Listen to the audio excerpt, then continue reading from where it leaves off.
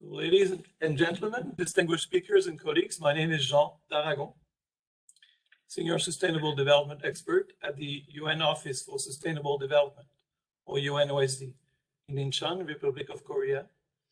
I'd like to welcome and thank you all for joining this second session of the 2021-22 Sustainable Development Transformation Forum. This forum is organized by UNOSD, which is part of UNDESA, Division for Sustainable Development Goals, in collaboration with our partner, the Asia Europe Foundation, ASEF. General objectives of this forum is closely linked to the high-level political forum, HLPF, which will take place in New York next July. It aims to contribute a better understanding of successes, challenges, lessons learned, and good practices related to the implementation of SDG 4, quality education, 5 on gender equality, 14 on life below water, 15 on life on land, and 17 on partnerships for the goals. It also looks at some of the impacts of the COVID-19 pandemic having on these selected SDGs and across all the SDGs, in a forward-looking perspective to identify potential response and solutions that can also advance the full implementation of the 2030 Agenda for Sustainable Development. Due to COVID-19, this year is the second year in a row that the Sustainable Development Transformation Forum is happening in a virtual format. Unlike previous years where it was in person, bringing together 100 participants from around the world over 3 to 4 days in Incheon City, South Korea, to share their knowledge and experiences on sustainable development issues. We hope to go back to the in-person format of all our capacity building activities, including the next edition of the Sustainable Development Transformation Forum, as soon as possible. Meanwhile, we believe and hope that the series of 2.5 hours online sessions taking place over 4 days between the 28th of February to the 3rd of March 2022 will fulfill the general objective and specific goals we set for this edition of the forum. During yesterday's session, we heard international experts and practitioners presenting and discussing about SDG 4 on quality education and in the context of building back all forward better for the COVID-19 pandemic and fostering the implementation of the 2030 Agenda. For instance, we had 5 presentations: advancing the 2030 Agenda through education, vocational training, and capacity building. Building forward effective and accountable and inclusive governance for quality education. Promise and perils of post-pandemic education. Inclusion as key to build back better and a better higher education system. And pathways of change for education and resilience in Peru and Latin America. A few points that came out through the presentation and discussions yesterday. Inclusiveness was very an important issue. Even if the poll mentioned it was very important, it is not in reality for most people. It is not in real life. So access also, particularly in sub-Saharan Africa, which was very affected by COVID-19 and where access to education had gone down during the pandemic. Digitalization is both a potential solution or tool for education, but also a double-edged sword. It's a potential source of problems in terms of disinformation, fake news, violence, harassment, control, and also by the fact that we're relying more and more on multinationals for our learning, or as our source also, but where our information sharing is collected. hence the need for regulations. To do so, we also need monitoring, which is important. And yet again, data still is an issue, both in terms of collection and sharing of information. The last presenters discussed about educations in terms of capacity building to improve people's daily lives, their resilience, and also to promote gender equality, which connects us to our team we'll be discussing today. In this session today, we will hear the panel composed of international experts and practitioners presenting and discussing about SDG 5 on gender equality, looking at the idea of building back better from the COVID-19 pandemic from a gender perspective. They will have 5 presentations in this session. First one, Beyond COVID-19, Feminist Plan for Sustainability and Social Justice. Then, Building Forward Better, why pandemic recovery needs to embrace transformation to achieve equality. The impact of COVID-19 on women and girls in cities, successes, challenges, lessons learned, and best practices. Another is we're making progress, but far too slowly. And the last one, global supplier diversity and inclusion, supporting corporations and women-owned business to connect and succeed in global value chains. I'm personally looking forward to watching and listening to this session tonight, today, or this evening, wherever you are. And we have a very interesting panel of practitioners experts and practitioners working on gender issues in their own fields. Now I would like to introduce the 2 moderators for this session. Alongside Mr. Darren Swanson, who is the UN consultant who was moderating the session yesterday. The session will be co-moderated by Ms. Razina Paluska, who is the acting director of the Sustainable Development and Public Health Department at the Asia Europe Foundation, ASEF, our longtime partner in the Sustainable Development Transformation Forum. And now, please, Razina, I'm giving you the floor. Please, the floor is yours now.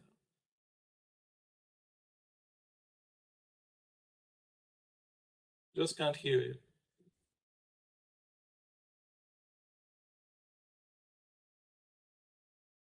Still. Can you hear me? Thank you so much, everybody. Apologies for this technical glitch. Thank you, Jean, for your wonderful and warm introduction of Asia Europe Foundation. We have indeed worked with United Nations Office for Sustainable Development on this particular forum since its inception. And we are always delighted to contribute to the dialogue that you are providing platform for. Today, we will be focusing on gender equality, and we would like to not only bring you excellent speakers, but also allow you to be interacting. We have received for some of you yesterday feedback that there was not so much opportunities for asking questions and interactions. So we will be reminding more about the different tools that we are offering. One of them is Slido, when you will be able to take part in online quiz, when you can vote. It is kind of ice-breaking exercise for all of us to get into the topic and also have opportunity to test our knowledge today in the topic of gender equality. We also would like to invite you all to ask your questions on the WebEx chat. In order for all of us to see your questions, you need to post it to everyone, not just to a speaker, but to everyone. So this will allow us to see that you are asking a question and we are able to bring it forward to the speakers or address it while we are moderating. Another tool that we would like to introduce is called Padlet.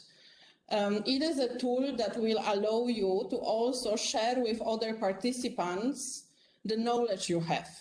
And during our session, we will also show how Padlet looks like. If Darren could just show us the Padlet page for a moment. just to explain a little bit how it looks like and what you can do there.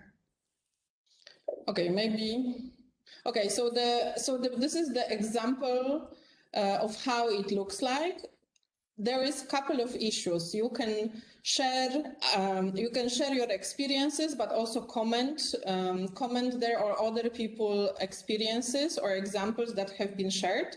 But also, if you are working in the organization that is involved in gender equality, or you have excellent examples, not necessarily from your own experience, but you know of them and you would like to share with everyone in the forum, this is an excellent platform to put it there. It also allows for commenting. Please kindly note that this forum page is moderated, so this would mean that there might be a little bit of delay of a couple of seconds actually in most cases before you can see your input on the screen. For this though, you just need to click the link that has just appeared in the chat window, and it opens in another on another window for you. So it would require a little bit of maneuvering between one window and another window. But I believe nowadays all of us are quite proficient in looking into how Padlet looks like and what is possible. Moreover, not only do we want your questions, do we want your inputs, but we also would like to have this opportunity now to get back to testing your knowledge, as I mentioned before. And we are using for this tool that is called Slido. And we will have now a brief SDG trivia that will be looking into gender equality issues. So if we can start it now, just also to get in the mood. The first question is, in what year was the 2030 Agenda for Sustainable Development Goals adopted by the UN General Assembly? And in case you are not on that page yet, you need to either with your phone scan the barcode or join slido.com and use hashtag SDTF 2022. Or possibly my colleagues will also paste it on the chat, but I'm not sure about that mode of participation. We can see at the moment 3 people are already there, so I think the number is growing. And then this is like testing your historical knowledge, but also giving you opportunity to think back a little bit to different dates that are mentioned here. Because we have a couple of meetings and processes that were leading towards Sustainable Development Goals and them being adopted at the UN General Assembly. And we have been talking about sustainable development and related issue. Earlier, before 2015, we have been talking about environmental governance, international framework for sustainable development, Millennium Development Goals. And that was something that we have had quite a lot of inputs from everyone. And when Sustainable Development Goals, also known as global goals have been adopted, that was something that is a significant landmark. And as we can see, the majority of people is quite familiar with what could have been, when they have been decided. There is a couple of other dates that are meaningful, but what the specific questions we are asking is the 2030 Agenda, because of course sustainable development as such and sustainable development related issues have been discussed earlier at the previous meetings, and my colleague had put all the dates that are related to that.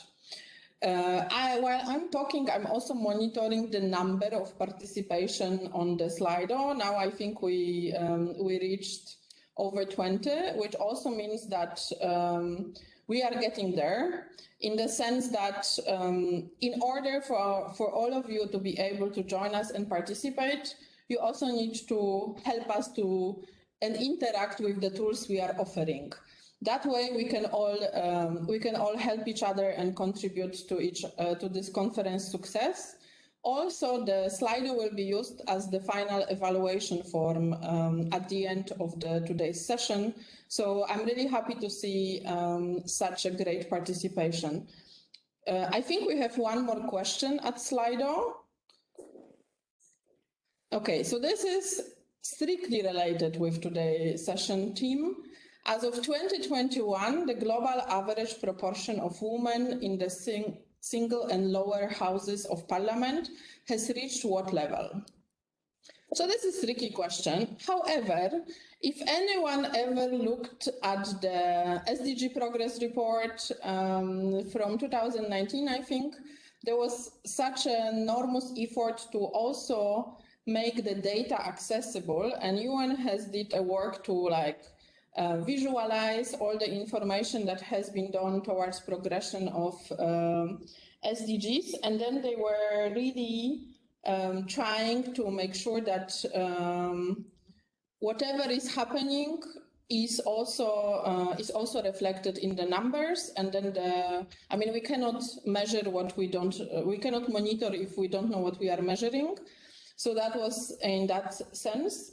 And I also think that one of the issues that were looked at is also how active women are in the political life, and how active and how many women is actually getting elected, depending on the country and depending on the year. Because significantly since couple of years, the women participation or proportion in different governing bodies has been rising. So this is also something that we are observing. And then, as most of you rightfully noticed, is 26%. So I can see that that there is quite good understanding of what the numbers are. I am also not surprised with 17% that was getting some votes, because it also, as I said, depends on the country we are looking at. However, globally, according to UN data gathered, it was 26%. I would like to thank you now for this excellent participation in the Slido. We have already passed the first interactive test, both for the moderators and for the participants. And I just would like to invite you now to open up Padlet page. There will be issues mentioned there that will be presented today and discussed, and you can ask questions. Just if you have a question directed to the presentation that you want to ask at the forum, please type it in the chat window of WebEx. If you have comment, resources you would like to share, the work you want to showcase, please use Padlet as a tool to share it with everyone and contribute, so we can all benefit from each other's expertise and experience. So this is from our side the invitation to be more active. And now, without any further ado, I would like to move to the presentations, because this is why we are all here. We have in the first part of today's session two excellent speakers.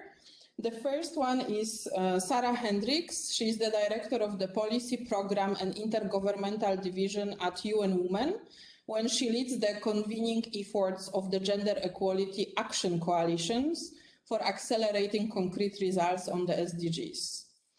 Before that role, she has been the Director of Gender Equality, Global Opportunity and Growth at the Bill and Melinda Gates Foundation. While she was there, she developed and launched the foundation's first ever strategy on gender equality, driving new investment of 170 million to results of women's economic empowerment. Prior to that, she also served as Director of Gender Equality and Social Inclusion for Plan International, when she led the strategic direction across 50+ countries and drove more than 500 million euros in new resources towards work on gender equality. The power is in number. As we can see, Sarah has a lot of experience in leading huge projects that are contributing to gender equality. And now I would like to invite you all to her presentation. Wonderful. Thank you so much for that kind introduction. I'm just checking that you can hear me and see me okay. All is good.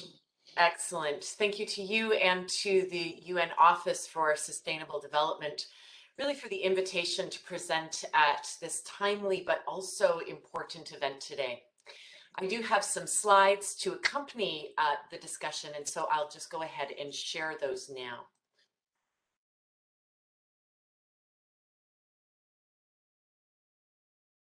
And can you confirm that you can see the slides? Take that as a yes. Yes. Great. With the title of my presentation today is Beyond COVID-19, a feminist plan for sustainability and social justice. And really, with 8 years left until 2030, the targets set for the achievement of the SDGs, it's really clear, as was elaborated in the opening comments, that progress is significantly off track. The high-level political forum on the SDGs will this year focus on assessing progress on SDG 5, on gender equality, alongside other SDGs on education, oceans, and terrestrial ecosystems, as well as global partnerships. But the theme of the HLPF this year will also set the achievement of the SDGs in the context of the recovery of COVID-19, which, as we all know, has seriously set back progress on all goals. But the recovery, as well as the potential to build back better, really also presents an opening to do things differently, to bring about transformative change in ecosystems, as well as in economic and social policies, to advance gender equality and progress for all. So today, I will provide an assessment of where we're at with SDG 5, based on UN Women's gender data snapshot of the SDGs. And I will also provide some highlights from our last flagship report, Beyond COVID-19, which provides a roadmap for gender responsive recovery from the pandemic. So let's get going. On this next slide, related to progress on SDG 5, here, every year, UN Women works with the UN Statistical Division to produce an authoritative assessment of where the world stands on the SDGs from a gender lens.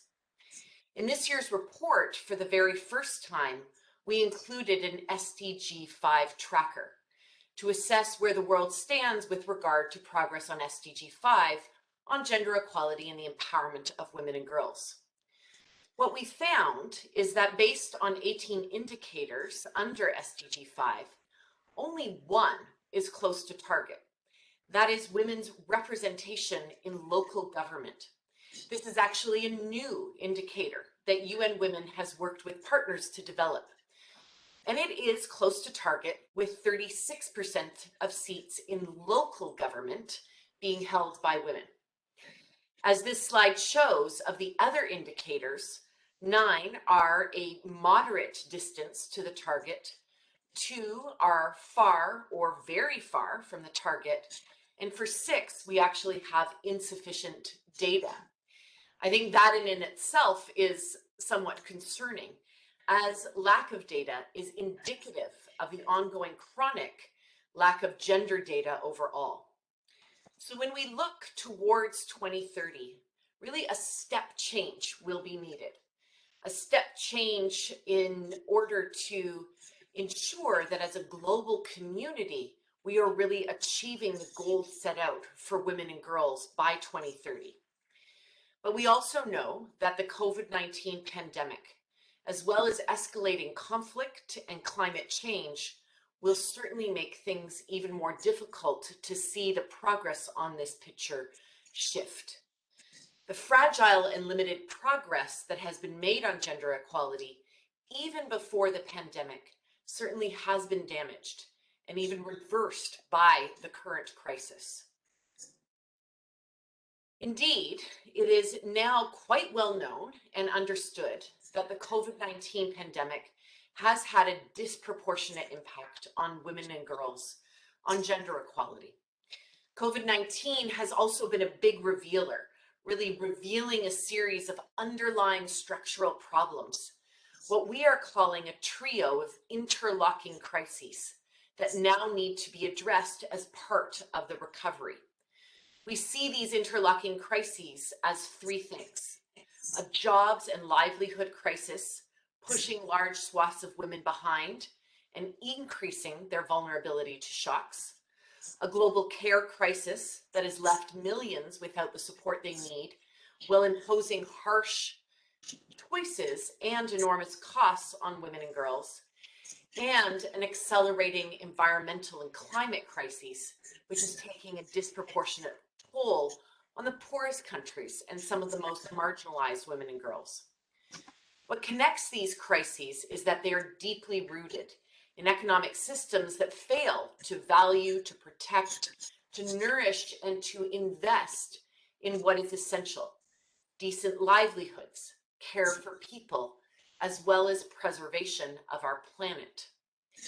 So we really see that we're at a decisive moment where we as the world face a choice between doubling down on the mistakes of the past or laying the foundation for a more sustainable future.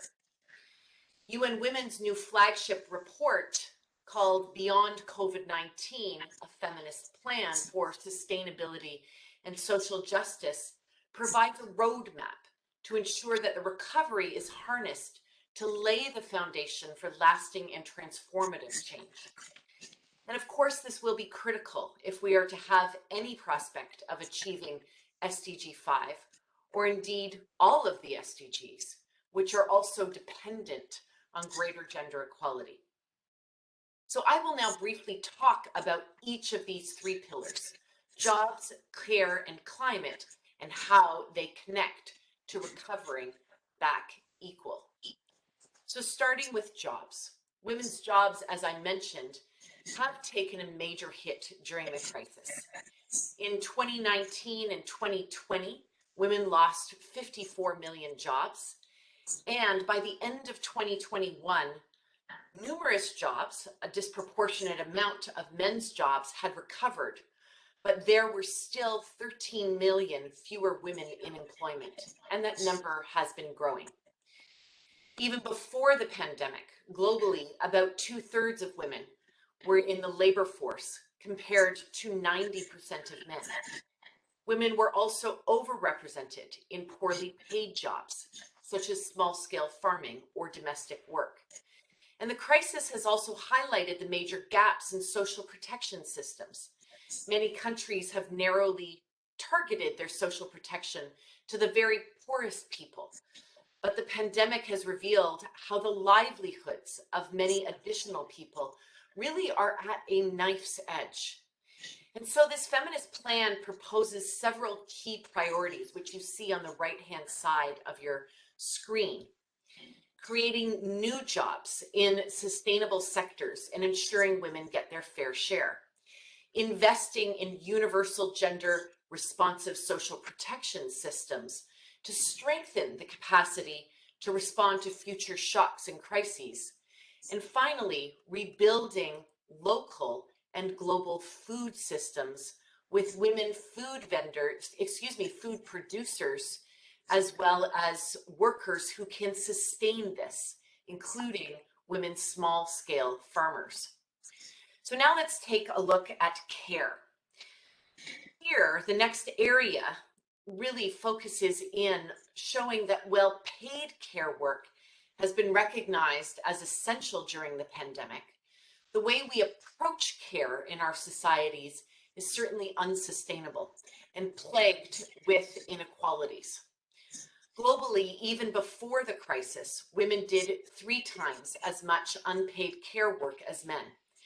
But during the pandemic, with schools and daycares closed, women are doing even more. And we all know that, even in our own lives. As well as doing the majority of unpaid care work in homes, women are also overrepresented in paid care work, such as healthcare, child or elder care work that is often low paid or even dangerous. In fact, the health systems of sub-Saharan Africa rely on 900,000 community health workers, over 2/3 of whom are women, and 80% of these are unpaid.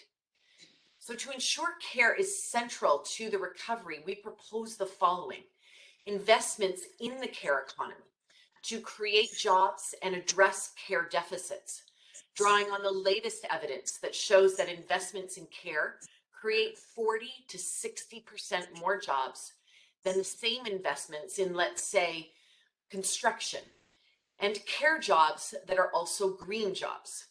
They don't generate carbon emissions, and they provide sustainable and intergenerational support. Another way to strengthen care services is for governments to work in partnership with community-based care networks to deliver quality care services that are attuned to the needs of local communities and that provide decent work for care workers. And so finally, let's look at climate. Let's broaden out our analysis to something that is slower moving as a crisis, but nonetheless worrying in terms of what it means to threatening both gender equality, but also the survival of people and planet. This indeed is the focus of the upcoming UN Commission on the Status of Women later this month. Women's greater dependence on and equal access to natural resources, public services, and infrastructures mean that women and girls are disproportionately impacted by environmental degradation as well as climate change. And again, COVID-19 here has been a big revealer. It has revealed the major systemic crises are actually gendered. And this is true for climate change and for environmental degradation. There's also been a lot of rhetorical commitment to making the recovery a green one, but that potential so far goes unrealized. We do see that only 2.5% of COVID rescue and recovery funding in the world's largest economies, 50 of the world's largest economies, has actually been green. That's just 2.5% of the overall funding in those 50 economies. And little climate financing goes to where it's most needed, to least developed countries, to small island developing states. But there's also an opportunity, which you see on the right-hand side of the screen, to ensure that the urgent transitions we need to environmental sustainability can also promote gender equality. And we can do that by ensuring that policies to both mitigate climate change and adapt to the changes that are also happening on gender equality and women and girls are really being mitigated, and that we're investing in gender responsive policies. And finally, to empower local communities for gender just transitions, particularly in the sectors where it's needed most, in energy and agriculture. So as I close, allow me just to emphasize as well that having laid out this policy agenda on jobs, care, and climate, we need to look at how this can be possible, which is about a very important set of questions related to politics. What are the shifts we need in power and politics to advance this kind of transformative agenda? And certainly during the pandemic, in many instances, we've seen a further weakening of democracies, further disconnecting states from citizens. Conflicts unfolding in Afghanistan, in Ethiopia, in Myanmar, and now in the Ukraine very clearly demonstrate how quickly women's rights gains can unravel.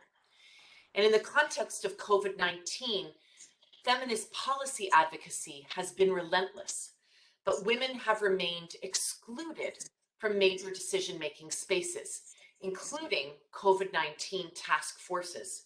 And you can see that data on the left-hand side of the slide. Our research has found that in 262 national COVID-19 task forces across 130 countries, only 7% actually have gender parity. Women are only 24% of COVID-19 task force members overall. So what needs to happen for feminist politics for a post-COVID-19 world? Well, we must continue to boost women's representation and influence in the political space. This goes beyond formal electoral politics and includes supporting the important role of women's networks, particularly feminist networks in institutional spaces. Second, we must support women's rights organizations in their quest to contribute to democratic accountability and public service delivery. And we need to build progressive coalitions and alliances. Finally, accountability is also supported when we have better gender data. But we know that there are major gaps across the board in terms of data. And these gender data gaps urgently need to be filled. Our hope is that filling gender data gaps will create greater accountability. And finally, our hope is that this feminist plan will be useful for gender equality advocates in different spaces to make the case for structural transformation, the very transformation we need to see to ensure a more sustainable and socially just future for all. So with that, I'd like to say thank you for inviting me to be part of today's important conversation, and I look forward to the dialogue ahead. Thank you so much. Thank you so much, Sarah, for this excellent presentation. From our side, we have two questions that we would like you to look at. One is related with your last slide, partly, because you have mentioned the percentage of 24% of female participation in the bodies that are dealing with COVID-19. And we have started our session with this positive outlook. As you mentioned before, it is one of the indicators that has been actually performing the best, which is related to the participation in the local governments. So this is kind of interesting that there is that this is like somehow the issue that is brought forward. So the question would be, what do you think is needed to increase this participation, in particular in the political bodies or in the political process? Because you have enormous experience in leading different processes that are empowering women. That is one of them. And then you have also covered a vast area that is looking at the jobs, climate and care, which is like three angles that you provided analysis and solutions on what can be done for this transformation. However, if you would be to prioritize one or two things that can really move it forward, like if we would focus on one thing that could move forward this ambitious planning, what would be this thing that you would see as the most beneficial and the most empowering? Because once things start moving, of course, it creates synergy effects and can strengthen each other. And somehow this global agenda on gender equality can proceed faster, hopefully. So if you could relate to those issues of political participation and like choosing one or two things that could really accelerate progress, I think it will be beneficial for us to learn from your experience. Thank you so much for the question. And indeed, it is inspiring to see the important progress on increasing parity for women in local governance and across local governments right across the world. And some of the most important and influential factors to drive that kind of change have and should be, importantly, strengthening the capacity of women in local spaces, so at community as well as at municipal governance spaces. Furthermore, we have found that temporary special measures of driving quotas to ensure that women are included in local governance has driven change at scale. And finally, I would say that the role of women's organizations based on the ground have been an important part of driving this change. And this is something that I think is inspiring when we see the power of women's organizations, their ability to build alliances across different issues and across different social movements at a community level. And certainly when women demand that change, including to be represented in local governance systems, that has driven large-scale change as well. And we've seen that very visibly across the world. In terms of the concrete, larger or meta changes that you're asking about, what are the couple of things that can really move the needle? We have in this presentation sought to focus just on three: on jobs, on care, and on climate. And I'd say that because there are three intersecting crises, that we need to ensure that we're moving the needle to create new jobs in sustainable sectors where women can access productive opportunities that are presenting decent work opportunities for their lives and livelihoods. Second, we need to invest into care economies in order to balance the demands that women face at home.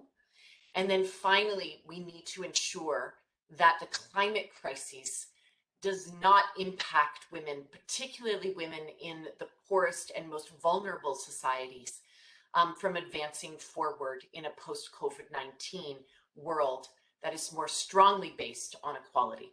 So I hope that was helpful to clarify and be more precise with those points of view. Thank you. Thank you so much, Sarah. This is very insightful. It seems like we still have a lot to do to address those issues, but at least the guidance is very clear of how it could be done and where to put our focus. I would like to move on now to the next presentation, but if Sarah, if you can stay with us, we will have, like, after the second presentation overall coming back to the two panelists, that would be great. And before I will introduce Cynthia McDougall from Stockholm Environment Institute, we would like to test how our participants are doing by asking them another question. So please be so kind to come back to Slido and tell us what you think regarding this question. Globally, out of the 18 indicators under SDG 5 on gender equality, how many are close to target? And if you have been involved in this presentation, you will know the answer to that question. So please let us know how well we are doing in keeping your attention to our discussions. I would also like to encourage you to ask the question in the chat. We did have one question, however, it was a question not entirely related to ongoing discussion. So we might get back to it at the later time when we will still have time to look into broader perspective of advancing SDG agenda.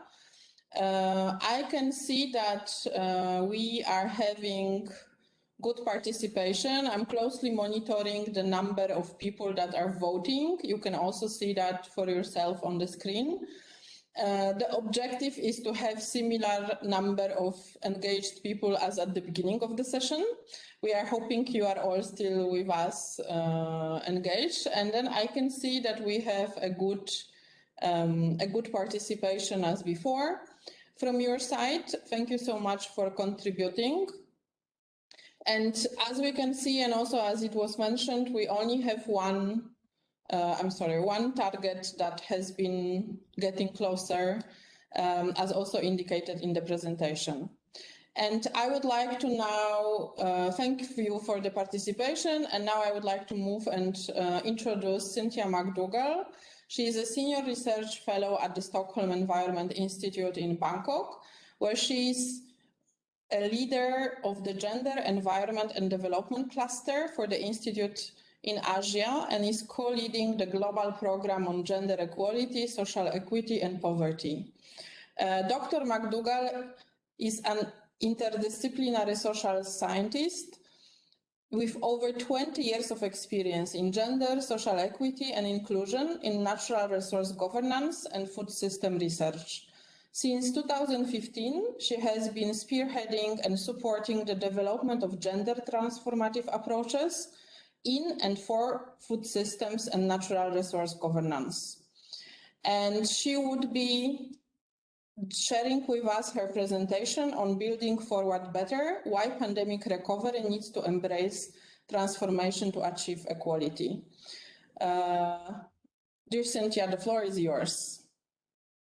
Thank you so much, Gina, and thank you to the organizing team, and of course to the UN Office on Sustainable Development, and warmest greetings to all the participants who've joined today for what I think is going to be a very stimulating and exciting session, and a very important one at this moment in time.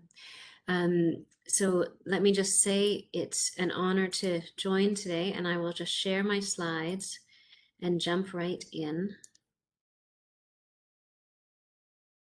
It's just warming up. And there, can you see? Gina, I'm going to take that as a yes.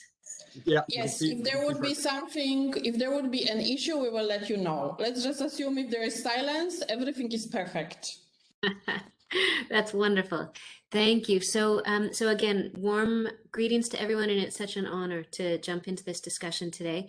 For about the next 12 minutes or so, I wanted to share some reflections on the notion of building forward better, and in particular jumping into, so why does the pandemic recovery need to really consciously embrace the notion of transformation in order to advance towards equality? I'm going to touch on 3 different areas, and the first is simply effects of the pandemic on gender equality. Sarah's already given us an excellent overview of that. I'll then lift the lid on why. Why has a pandemic, which could have been a health issue, why has it exacerbated gender equality the way it has done? Why has it had such a perverse effect? And then I'll share a couple of insights for ways forward. So looking at the effects of the pandemic on equality, we know right from the get-go, actually the media jumped in quite early and let us know that the pandemic was actually was illuminating gender inequalities that pre-existed and social inequalities. And we started to fairly rapidly see that it was exacerbating them. We were seeing that things were getting worse, especially for women, and especially for women from marginalized groups, including, for example, women who were Indigenous. And the range of effects was very broad. I'm just going to shine a light on a couple of them here. And the first is gender-based violence. We know that as lockdowns increased, we also saw an increase, sometimes by several orders of magnitude, of gender-based violence, but it wasn't short-lived. As the UNFPA has estimated, the progress towards ending gender-based violence is actually going to be slowed down by about 1/3, even post-pandemic. Job losses, in the previous presentation, Sarah also touched on jobs as critical and noted that women have been hit harder than men in terms of job losses, but also the World Economic Forum anticipates that women's regaining their previous employment levels will be much more slow than men, so there'll be a gender divide there. And they connected that up to unpaid care work, and that women were already shouldering more and have continued to shoulder more. And those are just a few examples. You can see on the bottom of the slide, I flagged that there's actually a range of other effects that have that relate back and exacerbate these and others, including unmet needs for family planning as funds were diverted away from family planning and into COVID, increases in child marriages as families struggled to cope with the pandemic, loss of assets as women dug deep and sold off assets to cope with loss of income, as well as debt traps. I worked with Women's Network in Africa, for example, women in fishery value chains, and the women who were already at a more marginal level economically were already in debt, were taking out loans to pay off their loans, to pay off their loans. But the critical thing is that this is not a short-lived phenomenon. What we've seen, again, from the World Economic Forum here is that SDG 5 before the pandemic was 99 years away. That was already too slow. Now, post-pandemic, this short time later, we're about 4 decades slower in terms of achieving it, 136 years to get there. That's an entire extra generation living in inequality. And that is very, very bad news, of course, for SDG 5. But when we look at the interconnectivity of all the SDGs, we know that this will also slow down and undermine everything from poverty reduction to nutrition security to climate change and so forth, because of how critical equality and women's empowerment are to those. So the question then is, why, what's happening, and let's dig a little bit underneath the surface to understand. So why did a pandemic make things so much worse in terms of equality? And here I want to flag what I'm going to call underlying structural barriers. And it sounds jargony, but that's why I've put a football field up on here, a soccer field, depending where you're from. And the underlying point here is that shocks like the pandemic, like climate, they take place in an already unlevel playing field. So the pandemic and the measures to address it were happening in context all over the world that were already unequal. They were already inequitable. So it's not that the pandemic was causing inequities. It was that the pandemic worsened them by putting pressure on these underlying barriers or these underlying fault lines or it was working in this already uneven playing field. And in particular, I wanted to highlight structural barriers in the sense of policies, including policy formulation and translation, systems, and social and gender norms. These are the rules of the game, formal or informal. They're often naturalized, meaning they may be unequal, but we're so used to them being unequal that often goes unnoticed. It's assumed that is just the way the world is. And it's hard to imagine our way out of this because it's hard to see solutions when we no longer recognize the problem. And so I'll just connect up some dots with policy, for example, to the impact of COVID.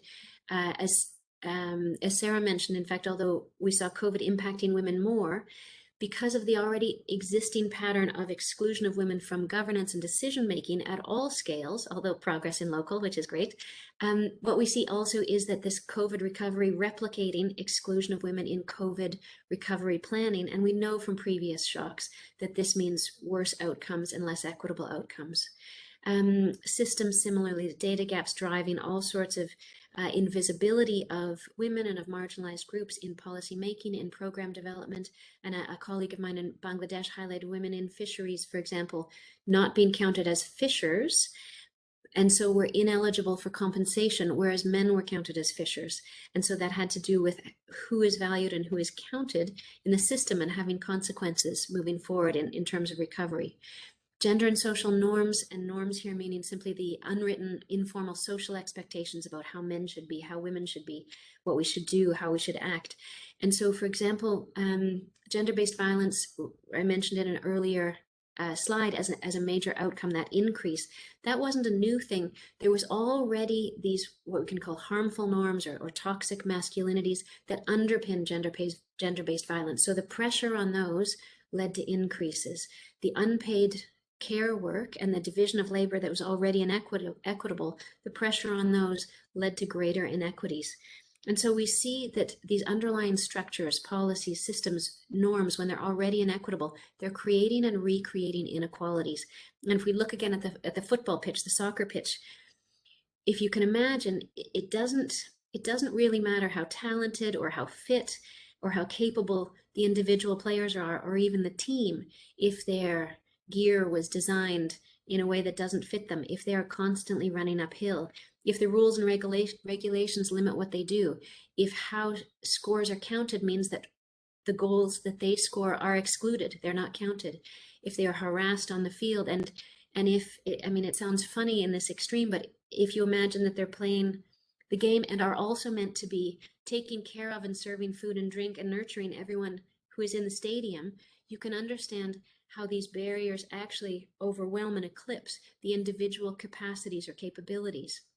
So in a sense, these hidden barriers are sort of the weak links, or they're the fault lines, so that when we have shocks like the pandemic, we end up with not just little blips, but even greater and greater divides in gender inequalities. And I've used the word intersectional here as well to really accentuate that it's not only gender, but also the intersection of different social identities, be it poverty, indigeneity, other forms of marginalization that interact and create these divides. So a big question, one I've heard a lot, is that we've had decades of investment in gender. And so why wasn't that enough to buffer the shocks and sort of just keep us at the same level, and then we all recover from the pandemic? And I wanted to surface something that I've been learning with colleagues through looking at development in different arenas and gender approaches within those.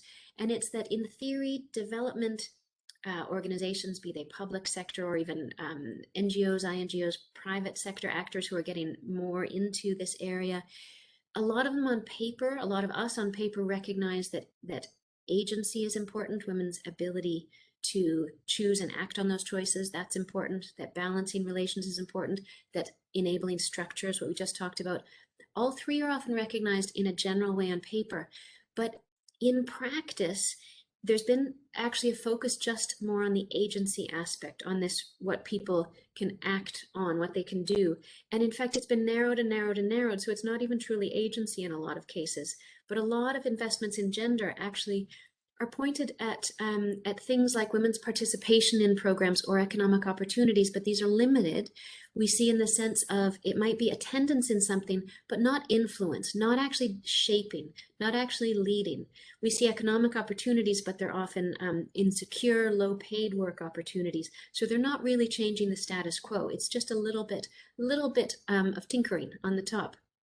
We also see a lot of focus on targeting women, but women only, which is sort of leaving out the other half of the population and putting the burden of shift towards gender equality on the shoulders of only women. There's quite a bit of stereotyping these days we see, especially in relation to climate, women as either heroes or entirely vulnerable, and a focus just on capacities or capabilities, skills, which is enormously important, but not enough on its own. If you remember the football pitch, right? That's everything else that's going on matters a great deal. And so I just wanted to emphasize that if the investments in recovery are missing out on the structural barriers and fixing those, then they're what can be sometimes called empowerment light strategies or tinkering, or they're above the waterline. And so just to visualize this, in COVID recovery, if we take on just the shallower approaches of just looking at individuals and just women, that is important, but it's not the same as deeper approaches that engage with those underlying barriers, that level out the rules of the game. For example, how society says women and men should behave, and how society says different people of different genders and of different social groups and identities, how these people are valued. And this bottom part, the value notion, is really critical, and it connects up with some things that Sarah said as well, I think. Because it's assumptions about hierarchies, and in this case, they're assumptions that are naturalized. We believe that we have bought into them so much they're often unnoticed, and it's men over women, for example, certain more powerful over less powerful groups, people over ecosystems, that kind of thing. And these, of course, drive all the other systems. So critically important. And again, just to emphasize that it's not that it's one or the other, but if we can work with those underlying barriers, we then amplify effects of everything else in a positive way. And so I wanted to turn now to just a couple of insights for moving ahead. If this is the case, if a lot of what's been going on has to do with these structural barriers, where does this leave us as we look at how to move ahead? And my first thought, my first reflection for a way forward is that we often talk about building back better. And I wanted to suggest that we instead think about building forward better, because building back, we've talked a lot about normal in these last 2 years and getting back to normal. But in fact, this is an opportunity. This crisis is a moment in time to surface what was not okay and not working in normal in terms of equalities, all those naturalized inequalities and all the barriers that cause them. So thinking about sustainability, we think in terms of carbon lock-in and how, there's a fossil fuel lock-in. I would argue as a social scientist, the same thing has been happening with a lock-in on pre-existing but constraining policies, data systems, as well as the informal norms and assumptions and those biases that don't get named. And so this first suggestion is that to move forward towards resilience and sustainability, we need transformation. And in order to do that, that's the second point. We opt in for transforming these structures, leveling the playing field, and doing it at multiple scales. And by the reason I name multiple scales is because these barriers exist all the way from households through to communities, to markets, and to national and beyond national systems. They all create the inequalities, and so we need to address them at the multiple scales to create a tipping point where there is an inevitable turn of the tide or a momentum that cannot be stopped to move us again towards equality. I'll just take a couple of slides to highlight some emerging strategies along these lines. At the bottom, you can see local level gender transformative approaches have really been growing over the last decade in development, in reproductive health, range of areas, including livelihoods. And the good news is I saw a wonderful presentation from CARE the other day, who had found, in fact, investments in these approaches that engage men and women together in shifting norms. It's actually more cost effective than business as usual gender investments at the community level. So that's great news. Higher level, transforming financial services. So it's not women meeting banks' criteria, but banks responding to women's needs and risk tolerances. Shifting gender blind data systems to break that cycle of invisibility.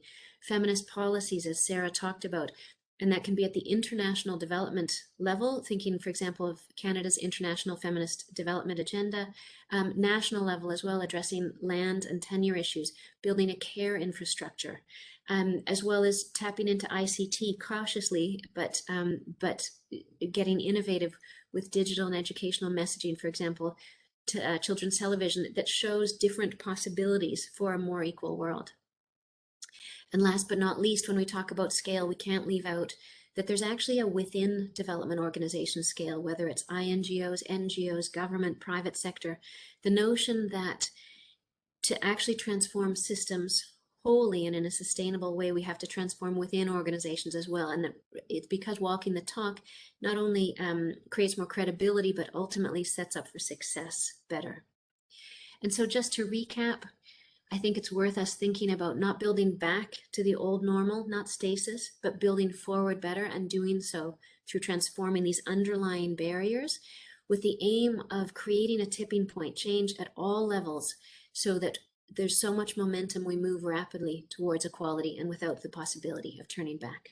I'll end there, and Gina, I'll hand back to you. Thank you so much. Thank you so much for this wonderful presentation. I think we are all a little bit in the awe for the content and how well you thought through the structure and summarized and repeated your points. This is something like really unique, I would say, especially with such a tricky topic, I would have to say, because you have covered a lot of base. We had excellent overview by the first speaker, and then we now looked into the details of the issue. And when you were speaking, I just remember, because I have recently been reading Michelle Obama Becoming, and then she has mentioned something that I actually was wondering to bring, depending on what will be discussed, which was, do we settle for the world as it is, or do we work for the world as it should be? And of course, we can discuss what the world should be, but you kind of then, when I was thinking about this, like, what does it mean when we work on gender equality? And then you brought it back that we should build forward better, and that everybody is so affected by pandemic and also the recent news, what is happening in the world in general. And then the question is, okay, was the business as usual so wonderful that we really are so desperate to get back to it? And then you are providing these insights on how can we move forward. And I think this is really insightful. And then when you have mentioned the transformation, like what would be the tipping points and so on and so forth, I think it would really help us to understand a little bit if you can say, okay, so if you want to break down this elephant, like this enormous project that is ahead of us, this enormous challenge, what would be the key steps that can be a takeaway for our audience? Because on the top of the things that you are doing, also it would be good that everybody kind of takes something home. So if you can give us a little bit of practical approach, like how we can make it happen in the organizations we are working on, why we are looking at other topics as well. Here was already jobs and climate and care sector mentioned, because gender equality is such a cross-cutting issue that it affects every single aspect of like our lifestyle and everyday life. So if you can just help us kind of to break it down a bit, like in the simpler steps, so we could learn from this experience and see how we can help to build forward better. Thank you, Gina. They're wonderful observations, and I love your reflection on Michelle Obama's "Should we settle for the world as it is, or look to how it should be?" I think that's absolutely brilliant and very applicable. So in terms of the question of breaking it down, there's a lot, there's so much, and I think I'll give one answer, but I also want to leave it open to the possibility, and I would love to hear from participants who are here, because I think this is really the essence of the question, is what can each of us take on? From my perspective, if I were to break it down, the way I find I can get my head around it without feeling overwhelmed is by looking at scales and different scales. And I know there are extraordinary people in organizations, community-based organizations, nonprofits, and so forth, doing incredible work at the community level, where the actions to date often involve things like engaging men and boys as co-agents of change towards equality, as champions, towards enabling processes that it's not about a colonial handing over of knowledge, but people in place reflecting on, so this is how things are. How do current gender dynamics affect each of us as individuals? How do they affect our family? How does it affect the well-being of our children? And so this kind of reflexive process is very, very powerful. And I think at that scale is a wonderful way to go. And then flowing up from there, where communities can influence other communities, where communities can influence local politicians and so forth, but not stopping there. I think it's also about people who actually engage at other levels and scales, folks who work in the financial sector, taking a really hard look at the way they set up their financial packages, their financial services, and reaching out to find even the right questions to ask, and reaching out to find the answers about what's working and what's not, because we make a lot of assumptions as we work in a very fast-paced world. And I think there's a role for research to play. I think there's a role for knowledge exchange between, say, private sector actors and research and development actors, and really for those actors to engage directly with people who are their potential clients. In a lot of places where I've worked, women aren't seen as clients, for example, of banks. But for banks actually to question that assumption, find examples, find data, and then go talk to women and find out exactly what they need. And so I'd say along those lines, to go up and up, and wherever we find ourselves in the system, maybe we're a policymaker at the national level, maybe we work in an international NGO, stop and figure out, what does transformative look like, and envision that future that you talked about. I think we only move forward by dreaming it, and dreaming a possibility of a more just and inclusive world. That's a big answer. The last point, I just didn't want to lose it, is I think there's an incredibly powerful role now for the judicial system, and human and environmental rights. I think they've been gaining in attention, but they're incredibly powerful, I think, as a turning point to help turn the tide at this moment. Let me stop there and hand back to you. Thank you so much, Cynthia, for this insight that you have just shared with us. It definitely brings it down to something that we can kind of understand and bring forward in the respective organizations. I just would like to thank you and our speaker from the UN, Sarah, for really bringing the topic. I would say it was very powerful presentations. We do not have so many questions from the audience. I think they might be in awe, the same as me, in the sense that when we are looking at the enormous contribution and also your knowledge on the topic, it definitely helps to grasp the issue better and reflect back on what we have been doing. We have a Slido that is also, as you mentioned, because you would like to hear more from the participants, and we as well, that it is opening. And in the slide we just discussed the need to address underlying gender barriers, including norms, data, finance, and policies. What do you think is the most important first step that you could take to start addressing such barriers in some words? So this is like our tool to try to engage public a little bit more. We had also some reaction on the Padlet. So what I would like to do is to invite you and Sarah to comment a little bit on this as it is coming.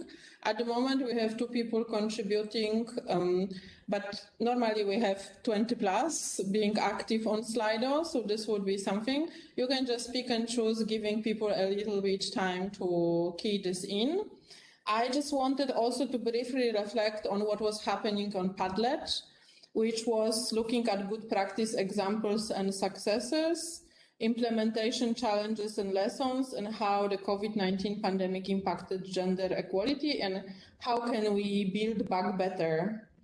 And then there was some people were sharing some insights on gender and city recovery in the EU, some statistic from their experience that is related with women, underlying the issue of that you also mentioned. I think in the first presentation there was issue that women that are working in the least paid sectors or the informal sector, like as the caretakers, they are the most affected. So that was something that was brought at the beginning. So this was captured here. And then we had a bit about gender equality and social ecological change. So, so this was also mentioned with regards to the climate justice, but also related with like how this issue is cross-cutting. So you can see on the screen a little bit of issues that people brought up. If you can relate to 1 or 2 of them, that would be our closing word from both of you, if we can do it this way.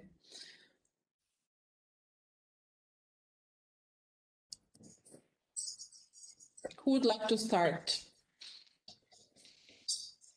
I'm happy to jump in, Cynthia, if that's okay.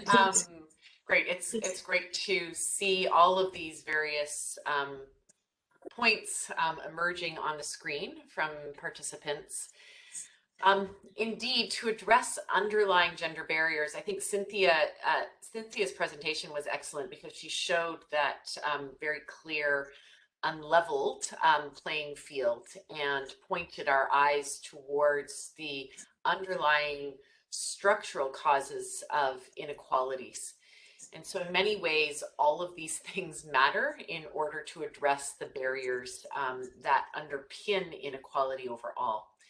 I am interested in the fact that invest in feminist movements showed up, I think, one of the first ones on the screen. And indeed, I couldn't agree more. I think investing in feminist movements matters significantly in terms of driving the kind of transformative change that building forward equal requires. And we have seen efforts, for example, just last year, there was an effort called the Generation Equality Forum, which actually will be a 5-year initiative that saw an unprecedented set of actors coming together to demonstrate kind of global solidarity and cooperation that is so desperately needed, and also to drive new investment into gender equality and also into women's movements. And as a result, there are 6 action coalitions that are bringing together governments, the UN, civil society, women's movements, and the private sector to deliver on the promises of the SDGs in an accelerated way and with new financing underpinning that. And I do think it's the criticality of investing in feminist movements and being able to connect those 2 decision-making spaces that truly does matter for the change we collectively want to see. I will add, and I'm sure Cynthia, you'll agree, that all of these things matter. Unlocking social norms, utilizing an intersectional lens to ensure that that we look at multiple forms of discrimination, and ensuring that that we talk about gender equality and women's empowerment more, as is said on the slide. Over to you, Cynthia. Thank you so much. Well said. And I agree with all the points that Sarah has just made, and I think I would just add 3 reflections, because it's just a fantastic set of reflections and ideas that's coming out and that are still coming out even as we talk. I'd also noticed the thread around talking more, information more, and communication, and I wanted to pick up on that and link it to the best practices notion, because I think the talking more is really important, and we need to talk in a way that we progress and advance. Sometimes we can talk ourselves back into how things were before, and so that's where I think data and research and experience and cases, as rapidly as we can get them, if we can benchmark where we are now and how we got into this mess, and then continue to figure out our way forward from there. So talking and really using evidence and data to help find a way forward. So I really like those. I noticed also in there, the emphasis on intersectionality I thought was fantastically important. And I don't know if anybody has brought in the idea that that is social, and also that we would probably want to bring age and youth into this as well. And in particular, I hope that as we're talking, we're thinking about bringing young men on board as champions and agents of change. And I think that will be a huge asset across all of these. And last but not least, I'll just echo what Sarah said. We can see in here, there is so many possibilities, and there's no single right answer. As a matter of fact, each one of these is critically important, and an important thread tying it together is that it's what people can do where they are individually and what we can do together by connecting up all of these dots. And I do firmly believe that if we push on each of these, we will actually reverse where we are now and start to accelerate back towards the goal. A gender equality goal, and very much a social justice and intersectional gender equality goal. So let me stop there and hand back to you, and hats off to everybody who's just put in these absolutely fantastic points. Thank you. I would like to thank you both as well, and our participants. In general, I am still in a little bit I'm still under the impression of what have been said so far and how comprehensive and how rich the material was. I stopped monitoring the time. So now, because we had this advantage to be at the beginning of the session, I am going to pass the floor to Darren, who I'm sure is very grateful for my time management. But I do hope that was like incredible input to our discussion and addressing the gender equality related challenges. And we somewhat managed to also raise the point about having in mind, having a dialogue, talking more about it, bringing this issue as much as we can, and we all taking into our mind the practical steps we can do to move forward this agenda. Thank you so much. Darren, the floor is yours. Thank you, Gina, and thank you, Cynthia and Sarah. It was really a fabulous session starting off the day, and I can see that everybody was working hard. All the participants were quite active on all the platforms, including the word cloud that we've just had, and also the discussion page. I see on Padlet, I see that participants are adding examples and resources and links, and this is exactly what we want to do in this forum, is to exchange and share information. So I do encourage you all to keep contributing to the Padlet page, and we will come back to that and spend some time at the end of the session on what you've been providing. And of course, all the information you provide makes its way into the forum report. I think right now we are going to take just a couple minute break, just to allow people. I know people have been riveted to their seats, just like Gina was. And I know I wasn't watching the time either because I was so enthralled in what was being talked about. But I think we have time to just take a couple minute stretch break. So we will reconvene here in exactly about 3 minutes, participants. So you can stretch, walk around the room a little bit, take a bit of a break and refresh your coffee or your water, and we'll be back here shortly.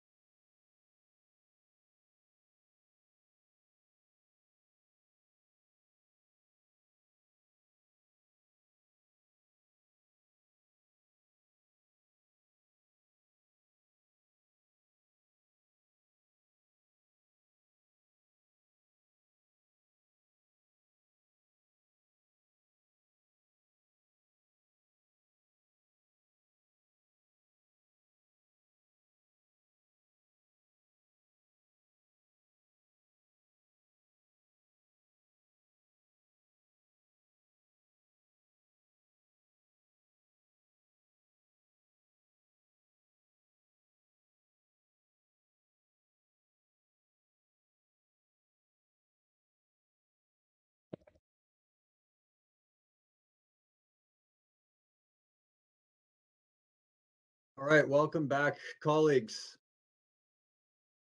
Hope you had a chance to enjoy your break and stretch out the muscles and get ready to fasten your seatbelts again, because we are going to continue on with our presentations, and we have 3 excellent presenters remaining here in the session today to continue the discussion and to look at it from various angles. And so without further ado, I'd like to introduce our next speaker. Our next speaker is Miss Angela Mwai. She is the Chief of the Human Rights and Social Inclusion Unit at UN Habitat Global Headquarters in Nairobi. She is UN Habitat's gender focal point with responsibility for gender mainstreaming and social inclusion in all policies, programs, and projects at UN Habitat. Among an array of other duties at the UN Habitat, Angela is also responsible for global reporting on social inclusion and cross-cutting issues, including gender, youth, and human rights, children, older persons, and people with disabilities, as well as other marginalized groups, which include refugees, migrants, and indigenous peoples. Ms. Mwai holds a bachelor's degree in economics from York University and a master's degree in organizational leadership from Azusa Pacific University. And Angela, she will be speaking to us about gender equality, a gender perspective on building back better from the COVID-19 pandemic. And Angela, thank you so much for joining us, and the floor is yours. Very much, Darren, and colleagues, friends, participants, I greet you all. I just want to take the opportunity to thank the United Nations Office for Sustainable Development for really organizing this forum on building better and fostering, following the COVID-19 pandemic and fostering the implementation. I'd like to thank the City of Incheon for hosting us as well. The COVID-19 pandemic has disproportionately impacted vulnerable communities while highlighting the gender crisis and emergencies. And I think both Sarah and people live in slums and informal settlements that have been harmed as a result of this. Is the city UNHC, so our constituencies are in cities, and we look at slums and informal settlements in cities as a priority group. Increase Angela, in calls to national support hotlines reporting gender-based violence, low-income families, the elderly, and those. Yes, Darren? Angela, I think I may need to interrupt a bit. I think we're having a video interruption and breaking in the video. Perhaps maybe try turning off your video camera for a bit, and let's see if the audio comes through a little bit clearer.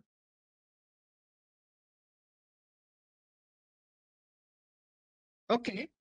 Okay, I hope that's better. That's coming in clearer, yes. So low-income families and okay, good. So yes, the internet has been poor lately here.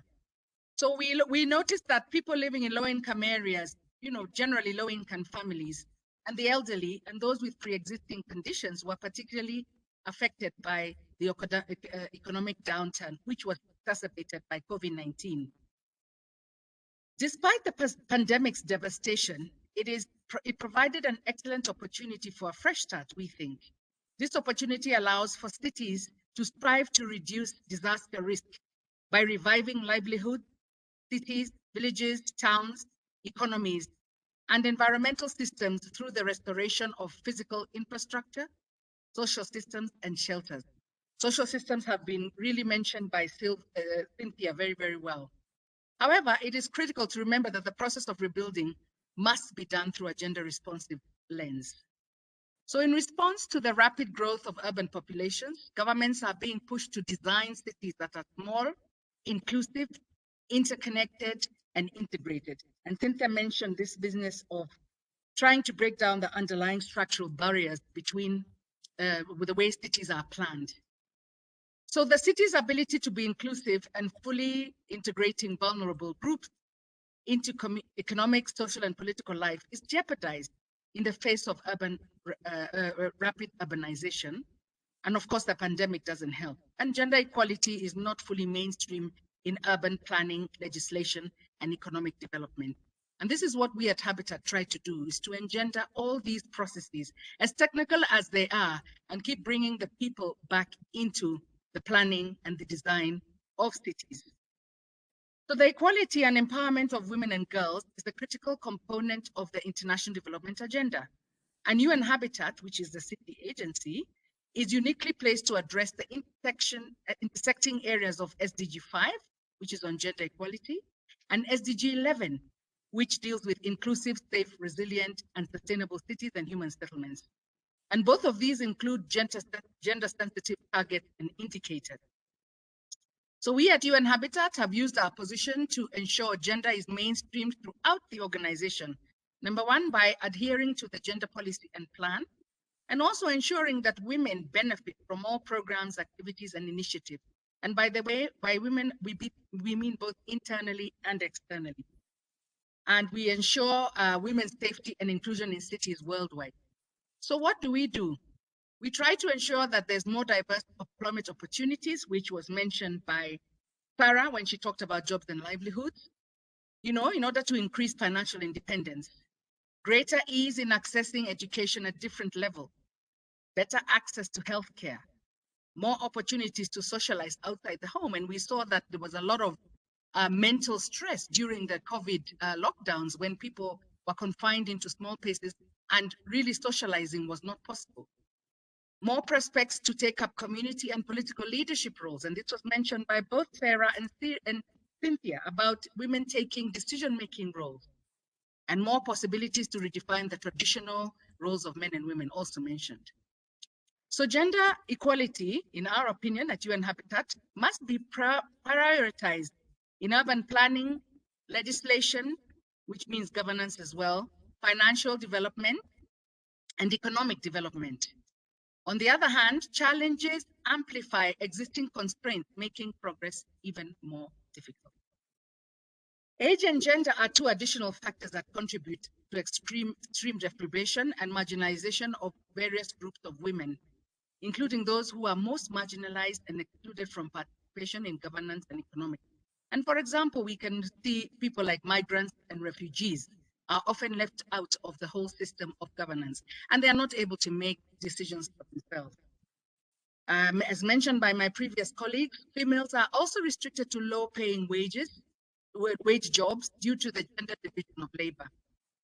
So some of the lessons we've learned as UN Habitat, we've learned that incorporating an intersectional approach deepens the learning and understanding from diverse groups and how different people cope with different situations and the level of resilience of each.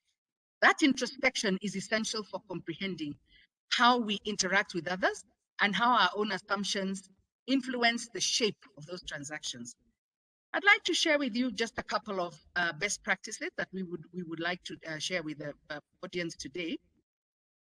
In order to mainstream gender equality and take a human rights-based approach throughout the organization, UN Habitat has the unit that I lead, which is the Human Rights and Social Inclusion Unit.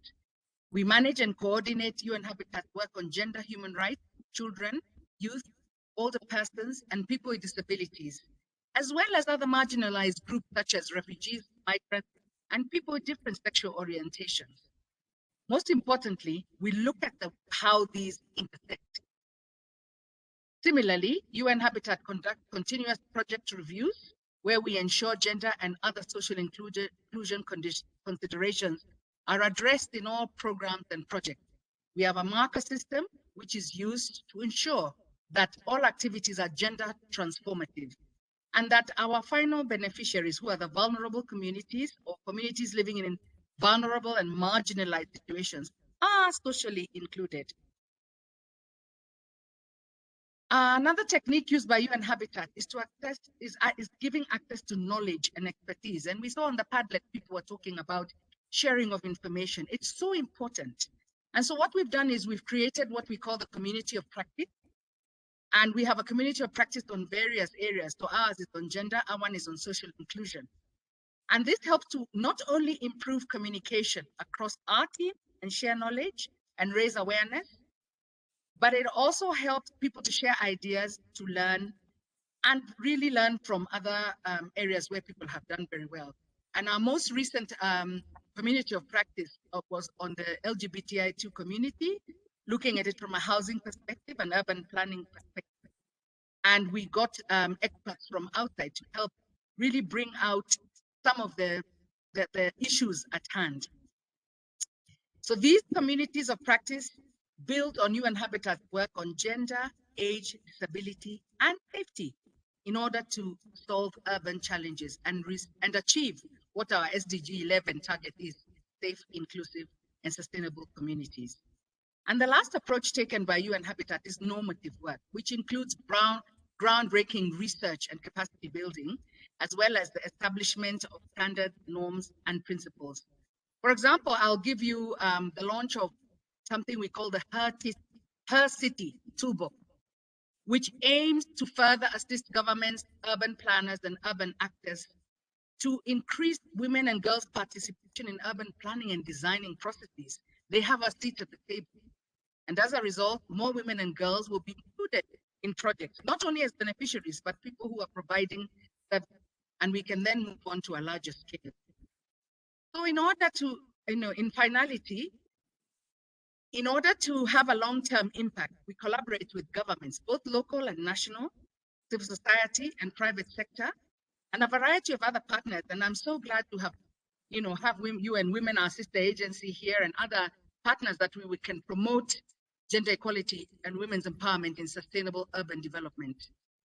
The COVID-19 pandemic slowed our progress, and others have said so, but we are all working hard to catch up and leave no one, no place, no woman, and no girl behind.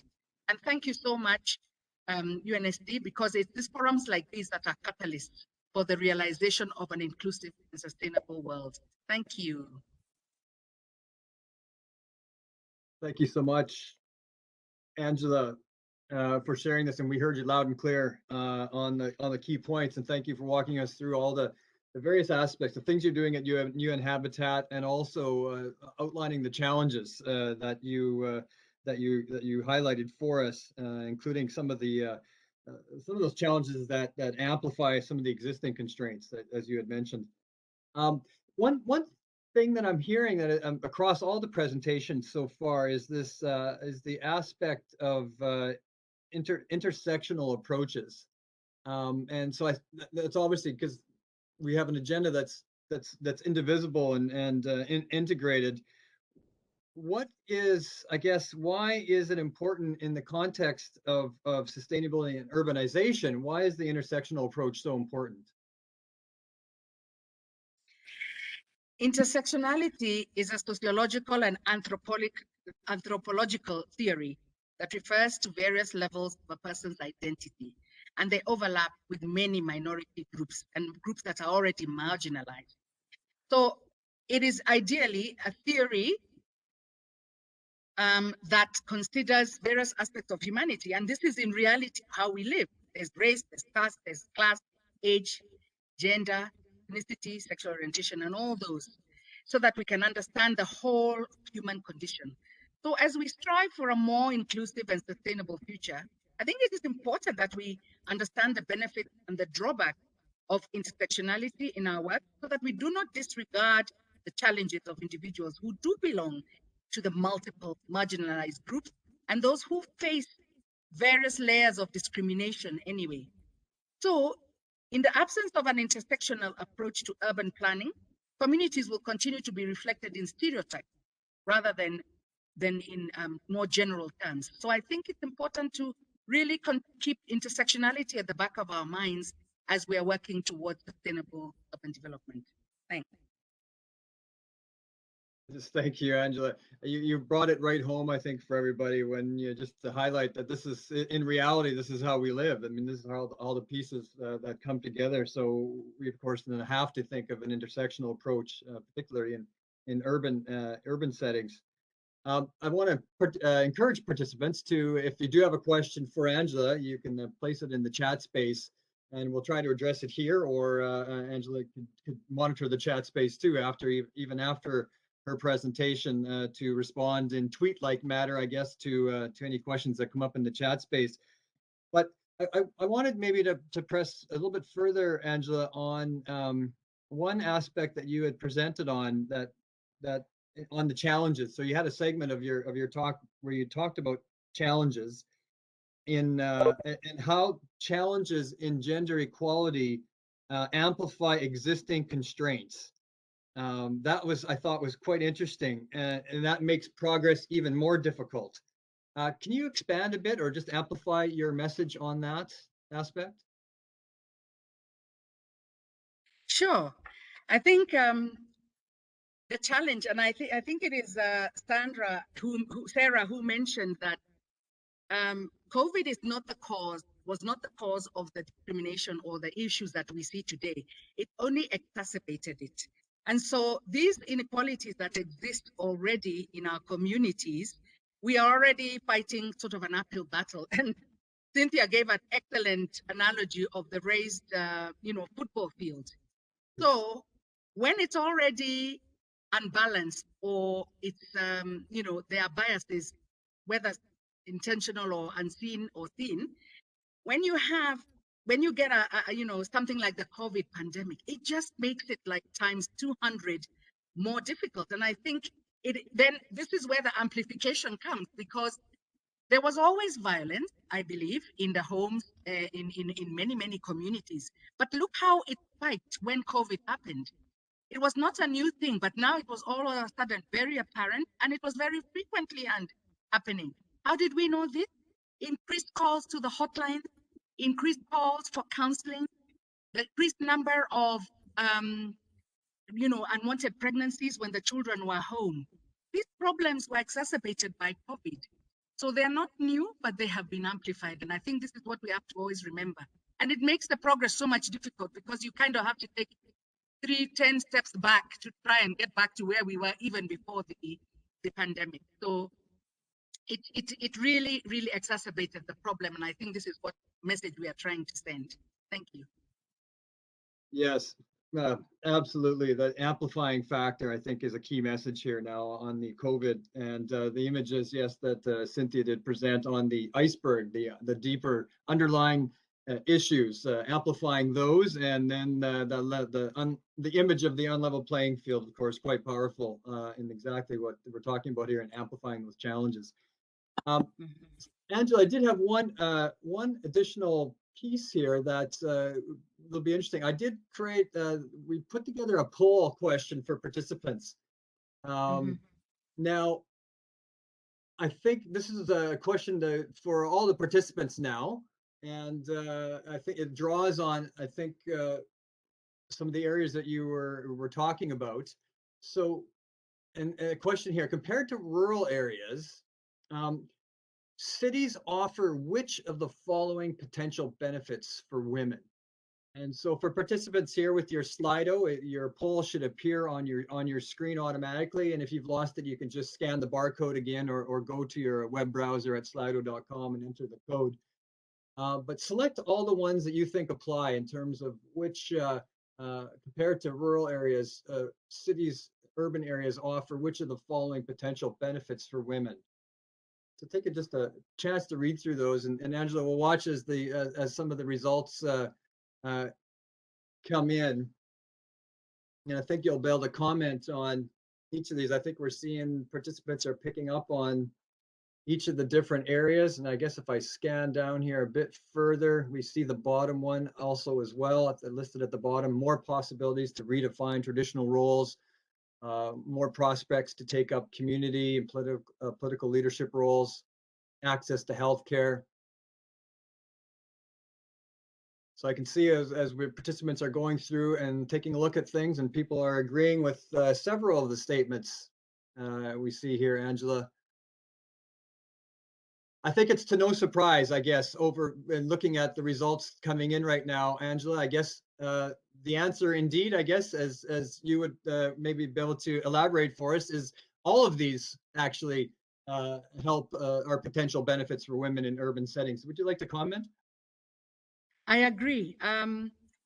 Women in, compared to rural areas, and in any case, these days, in this day and age, rural areas are sort of totally interconnected. So there's a very strong rural-urban linkage that we also look at UN Habitat. And one of the things that we've noticed is that one of the basic reasons why people move is employment opportunities. And when women come to the city and they get jobs, they are able to attain the financial independence they are not able to get in the rural areas. Opportunities are less, more of it is domestic work, unpaid work. And so in order for them to get financial independence and to come out from that grip of doing work for free, which is very, very often the case in rural areas, they find that they are able to come and really find their financial independence. Of course, that comes with a lot of other issues to do with, community breakdown. There's a lot of housing issues, safety, but really the opportunities is what is the pull factor to the city. And I agree with this poll 100%. Excellent. Very interesting content here. And of course, participants can go to the UN Habitat website, and there is, I think you have a section in there on gender equality. Yes. And that's where a lot of this stuff is, participants can read a bit more detail on. Angela, thank you so much for joining us today, and I hope you are able to stick with us online. There may be some questions appearing in the chat space that you may be able to respond in tweet-like manner, and hopefully we have a bit of time at the end to allow speakers to speak across, I guess, the other presentations and look at some of the examples that participants are putting on the Padlet page. In fact, in terms of the programs and policies and actions that people are taking and having success with in addressing gender equality. So thank you very much, Angela. Thank you for having me. All right, participants, we will move on to our next presentation here this afternoon today. Varying times across the world here. We have people from all over the world participating here today and time zones covered right across the board. We have next up, we have Miss Amanda Austin with us, and she is the head of advocacy and partnerships for Equal Measures 2030. It's a collaboration of national, regional, and global organizations that connect data and evidence with advocacy and action on gender equality to realize the Sustainable Development Goals. She leads a cross-partnership global advocacy as well as program partnerships with women's rights organizations across Africa, Asia, and Latin America. Amanda previously worked for Oxfam, Save the Children, and Plan International, and holds a Master of Science in Global Politics from the London School of Economics. Amanda is going to speak with us today about we're making progress, but far too slowly. Amanda, could you walk us through that conversation, please? And thanks to everyone who has come before me and shared such fascinating insights. I'm just going to share my screen and hope that you are able to see the presentation. Yes, I just unshared mine, so you should be able to get excellent. Yeah, we're seeing it now. Great. Okay, fantastic. There have been such wonderful things shared already by the speakers, and I'm going to do my best to not repeat some of their great points, but some of them really need reinforcing, so you'll have to forgive me. But I also just want to recognize, of course, that that we are meeting in a time where there's conflict happening all over the world. Of course, long-standing, ongoing conflicts in Syria, Yemen, of course, Afghanistan, and this latest one in the Ukraine. And I just want to recognize what I heard Angela say as well around conflicts, shocks, stresses, and crises really having an impact on women and girls, and those reinforcing and exacerbating existing inequalities. So I want to recognize our colleagues, our friends, women, girls, men, boys, and everyone within those particular situations at this particular time. So I had a poll question, but I think, Darren, I'm actually just going to go on because maybe this is going to come up on your Slido later. So keep in mind that this question may be coming your way, which is just really interested to hear from those in the room virtually on which thematic issues related to gender equality are actually moving. Where are we seeing that progress globally, and where are we seeing those bright spots? So really looking forward to hearing from everyone on their perspectives on that question. But I want to share a little bit today about research from Equal Measures 2030 around the trends even pre-pandemic on some key gender equality issues. Really building into that message about the fact that we weren't on track even before the pandemic, and of course that the pandemic has further exacerbated and made more fragile that progress or lack thereof. And then I'm going to do a little bit of a teaser because this is quite a big week for Equal Measures 2030, and we're launching a brand new product, which I think will be a fantastic data and evidence tool for all gender equality advocates, including those in the room. So that's coming up toward the end. So back in 2020, the Equal Measures 2030 partnership shared some new research that looked at 5 key issues related to gender equality and looked at the trend since 2000 or close to it about progress and assumed that if we kept on with the pace of change since 2000, both globally and country by country, would we get there by 2030? And unsurprisingly, the answer, unfortunately, is no. And again, that was pre-pandemic. So we looked at access to family planning and modern contraception. We looked at girls' completion of secondary school, women in senior government positions, the presence of workplace equality laws, and then women's perceptions of their own safety in public spaces around where they live. So we found that in 2020, we found that 2.1 billion girls and women lived in 67 countries that wouldn't meet any of those 5 targets by 2030 if their pace continued, if their current pace continued. So zooming in then on just one issue. Oh, I've lost my, there we go. If we look at access to modern forms of contraception, and I'll just share, let you look at this graph for just a second, what you can see is that blue line is showing the past trend since 2000. This is currently this is a global average that you're looking at on the screen. Obviously, the picture looks very different by country. And you can see then that that gray line was the projection out to 2030 about where we might end up globally on this issue. And you can see that that is not reaching the target of 100% of girls and women having access to modern forms of contraception. What you can then see is that in order to reach that target by 2030, we would need a significantly faster pace of change. That's that dotted pink line. And then what's really interesting in the research that we did was we modeled out the fastest moving countries, those that were really accelerating progress, and took that rate or that pace of change and applied it overall globally to be able to see that actually, if all countries were able to meet that very fast rate of change and that global average was able to reach that pace of change, we would be able to meet the target on access to modern forms of contraception and even meet it in advance of that 2030 deadline. There's a stark and indeed a bit more sobering finding on women's perceptions of safety. And I think this won't be a surprise to anyone who's working in gender-based violence. What you can see there is that very almost flat blue line there since 2001 around women who report that they feel safe walking at night in the area in which they live. And you can see really that's barely moved upward since 2001. And you can see again, that gray line is showing you what that would look like if that trend continued, that pace continued to 2030. And we would need to be moving globally 13 times faster than we are in order to achieve that target by 2030. I think at current rates of change, it's 2179 when this target would be met globally.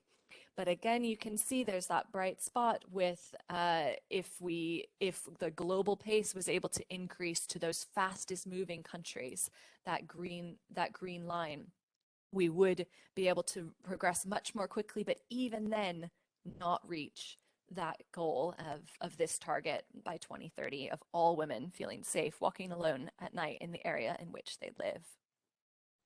Oops. I'm not going to dwell too much on these slides. I know we're short on time and we've heard so much rich evidence from those who've gone before, but I just then want to recognize, of course, all of that analysis, that research, which was called Bending the Curve, was launched in 2020, right before the pandemic hit globally. And so, of course, those trend lines, based on the evidence that's been shared by Sarah, by Cynthia, by Angela, is expected to either have stalled or indeed gone backwards. And so that's extremely concerning, of course. So I shared a few key facts here. I don't really want to go into them in detail, but you can see, like my colleagues mentioned, that young people are reporting that they haven't been able to access the family planning services that they need. That UNESCO has talked about 11 million girls that might not be returning back to school. We can see, given the violence, the uptick in violence that Angela mentioned, for example, we can see really disappointing stat there from Oxfam about the level of funding for pandemic response that is specifically targeted to deal with gender-based violence. And so all of that is adding up then to the fact that those trends are really likely to have either reversed or stalled in many countries and globally.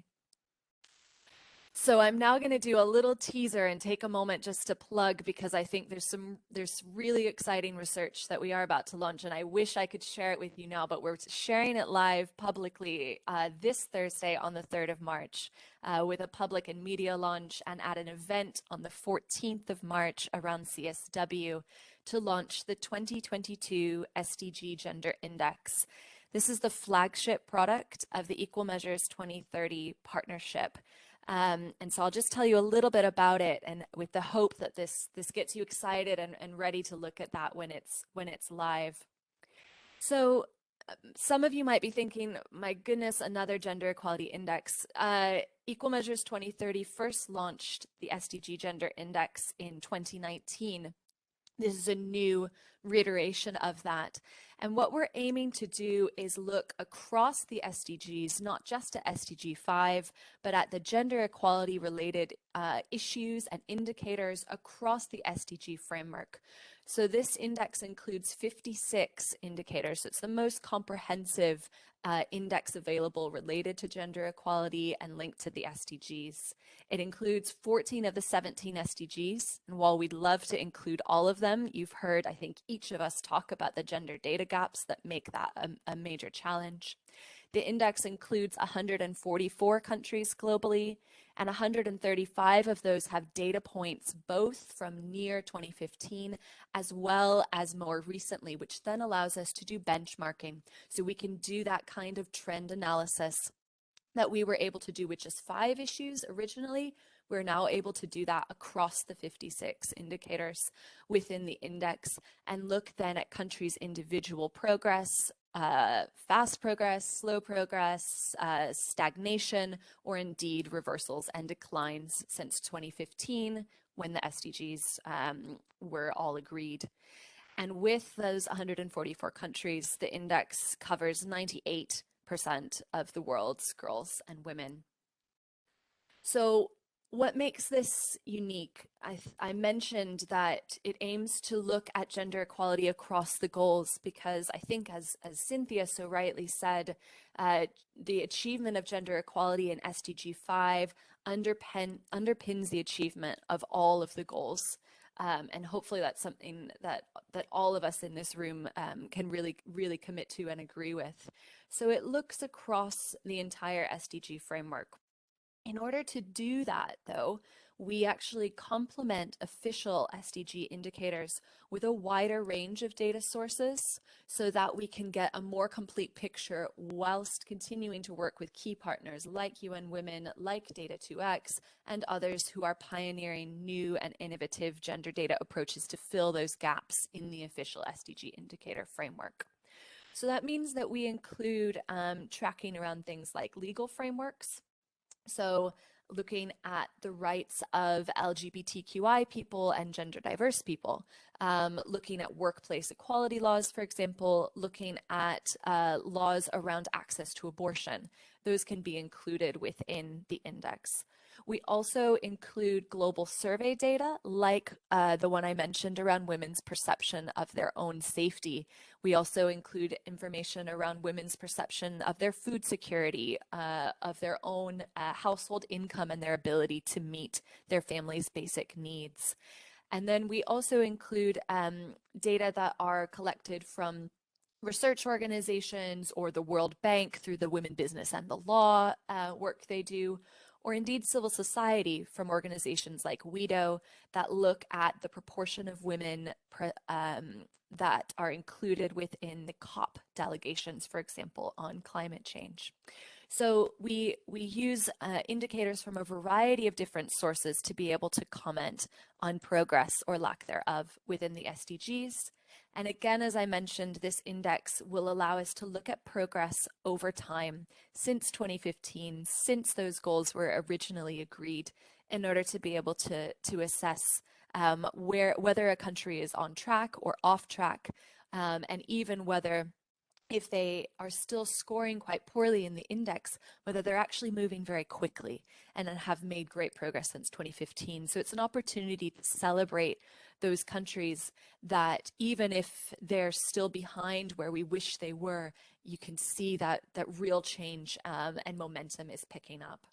So I can't wait to share this with you and the broader global gender equality movement.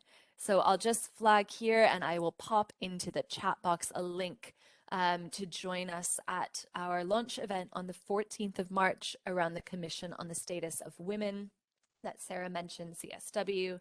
And also, please do feel free to look at the materials and the report and the findings and our interactive data visualizations that will go live from this Thursday. Thanks very much, Darren, and back over to you. Excellent. Thank you very much, Amanda. And thanks for putting in the chat space the link to the launch of the index site. That's a great opportunity for participants to follow up and on the index. It's going to be very exciting to have the launch happening here, coming up in just a few days.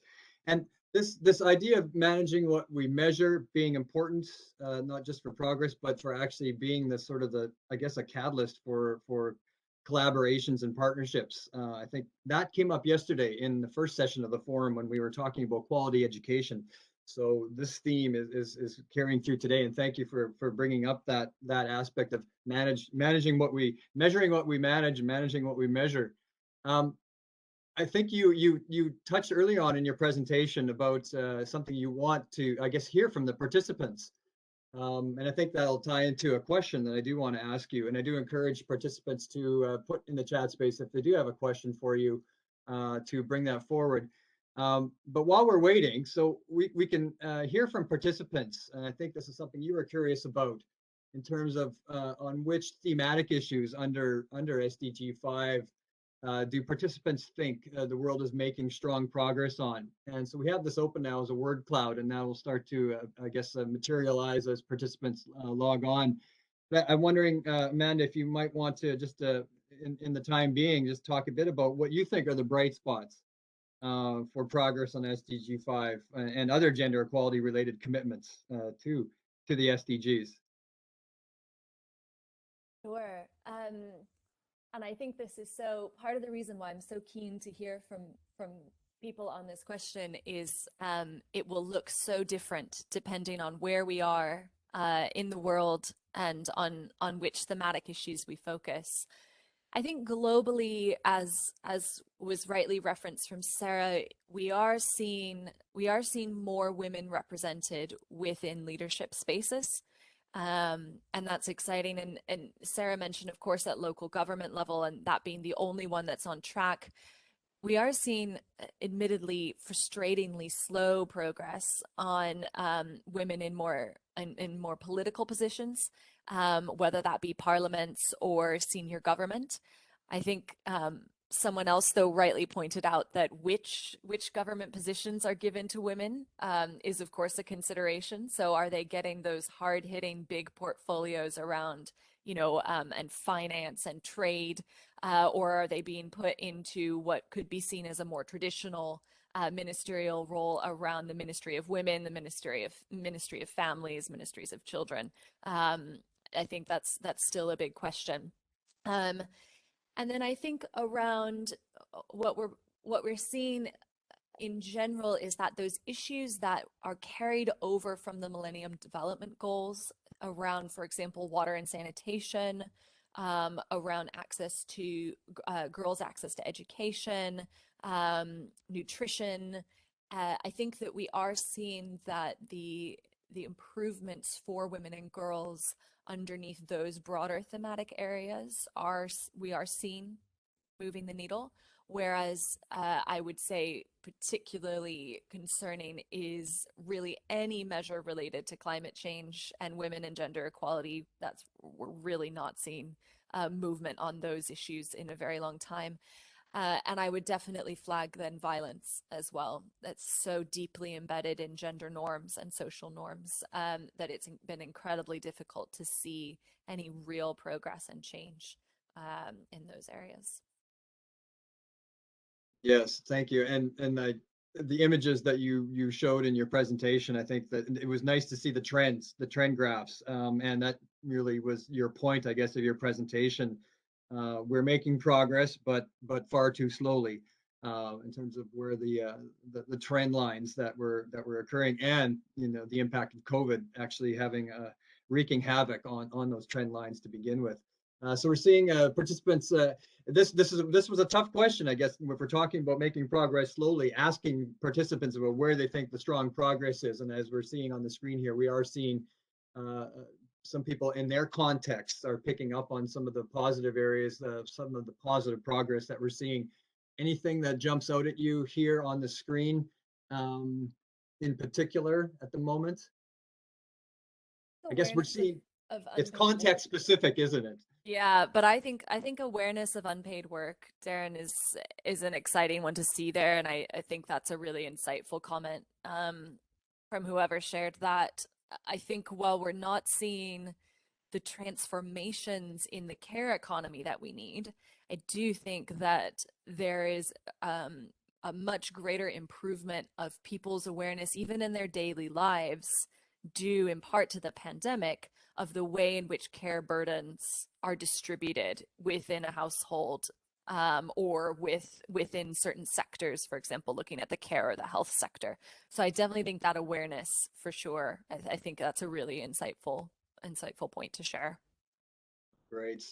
Well, thank you. And thank you, participants, for sharing on the word cloud here. Very, very informative. And of course, this will all make it into the forum report. Amanda, again, thank you on behalf of all of us participants and the team at the UNOSD and ASEF. Thank you for your contributions today and sharing the information, and good luck with the launch coming up in a few days. I hope you have a chance to stick with us for a little while. If there's questions that appear in the chat space and you have an opportunity to respond in a tweet-like manner, then please feel free to do so.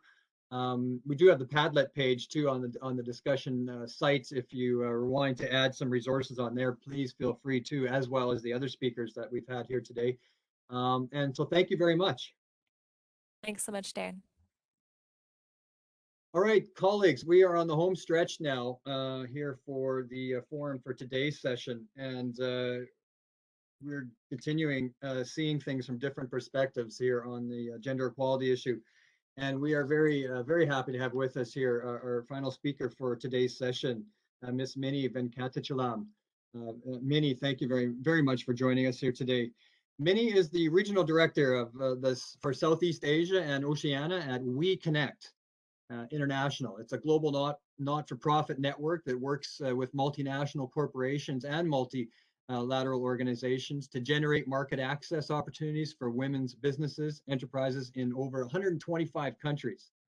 WEConnect International's network of corporate members include Fortune 500 companies representing over $1 trillion in annual purchasing power. So a big portion of the business economy there. Minnie speaks regularly at community events and corporate events and conferences about the role that gender equality plays in achieving a more sustainable world for everyone. And she has been awarded the Singapore Women's Weekly's Great Women of Our Time Award in Public Service and Education category, and has been nominated as one of Clio Singapore's 2016 Top 10 Changemakers. So we are very excited to have you with us today, Minnie. Change is what it's all about here, and you have obviously been on the forefront of that in this topic. So please, the floor is yours. Thank you very much, Darren.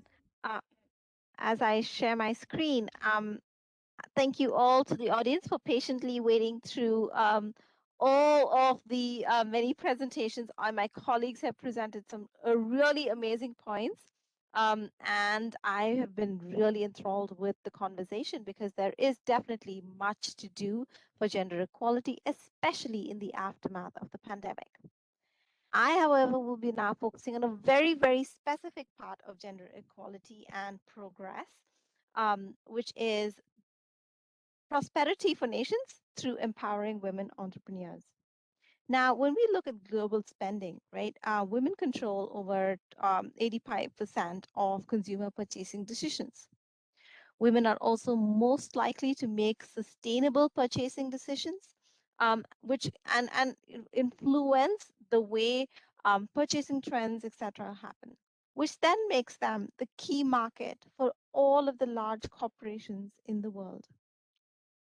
Organizations that have at least one female founder do 63% better than organizations that have all male founders, which makes them better suppliers, which makes them more stable economically, which means that they have better outcomes. And this now represents about 40% of the businesses in the world, especially small and medium enterprises, which are the backbone of most of our economies.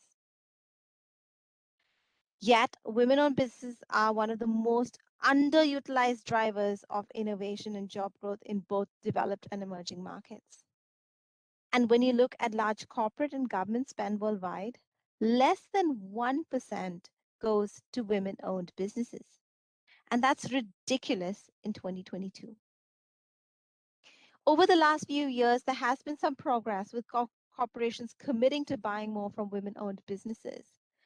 But COVID-19 has just taken that backwards. In the research that we did with women-owned businesses across the world in over 125 countries, 85% of them reported losing some of their biggest contracts, and even maybe that one contract that decided whether they can stay alive for the duration of this pandemic, which, let's face it, is not going away anytime soon.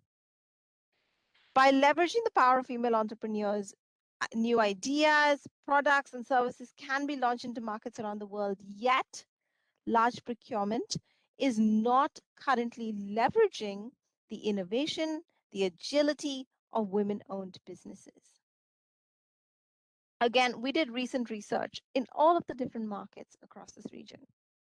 And it showed that women entrepreneurs have actually been the best at innovating and during the pandemic, because they've always had to differentiate themselves, to show that they are better than everyone else, just to get that seat at the table, which doesn't even mean that they are going to get those contracts.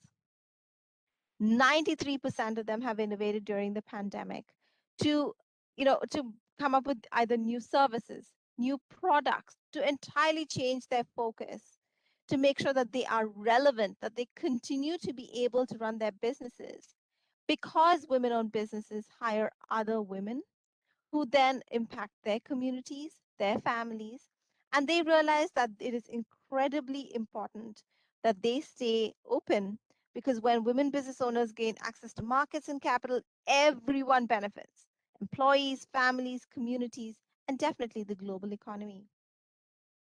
Other research recently done in Singapore shows that if women business owners have equal access on the same level as male business owners, that would add up to 20% more to the GDP of Singapore. That's over $92 million. How about smaller countries then? If just getting that equality in a country as economically developed as Singapore can make that much of a difference, think about what it could do for all of the developing countries that are now recovering through the pandemic. So why is it that corporations are doing this?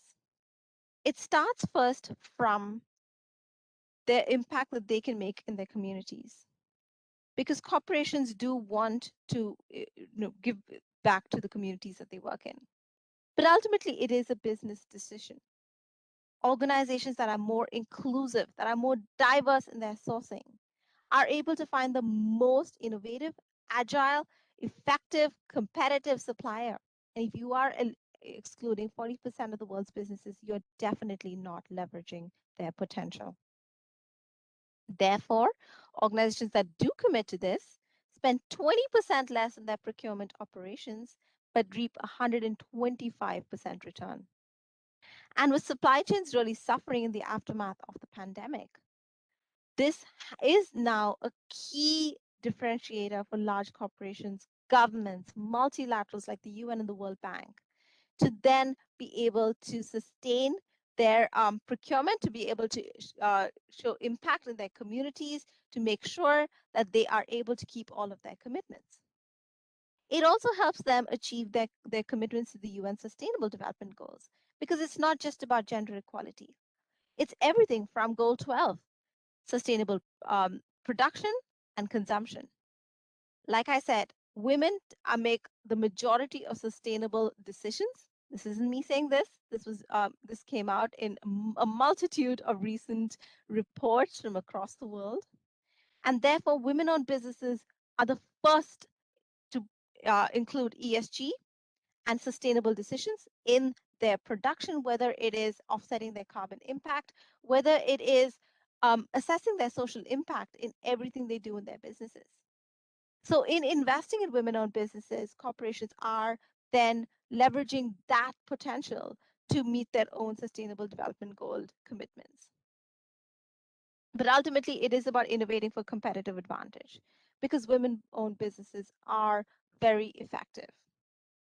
Women do have to maintain multiple roles no matter what they do. Even if they run their own business, they're still expected to play the role of the homemaker. They're still expected to play all of the other roles that are unfortunately still considered what a woman's role.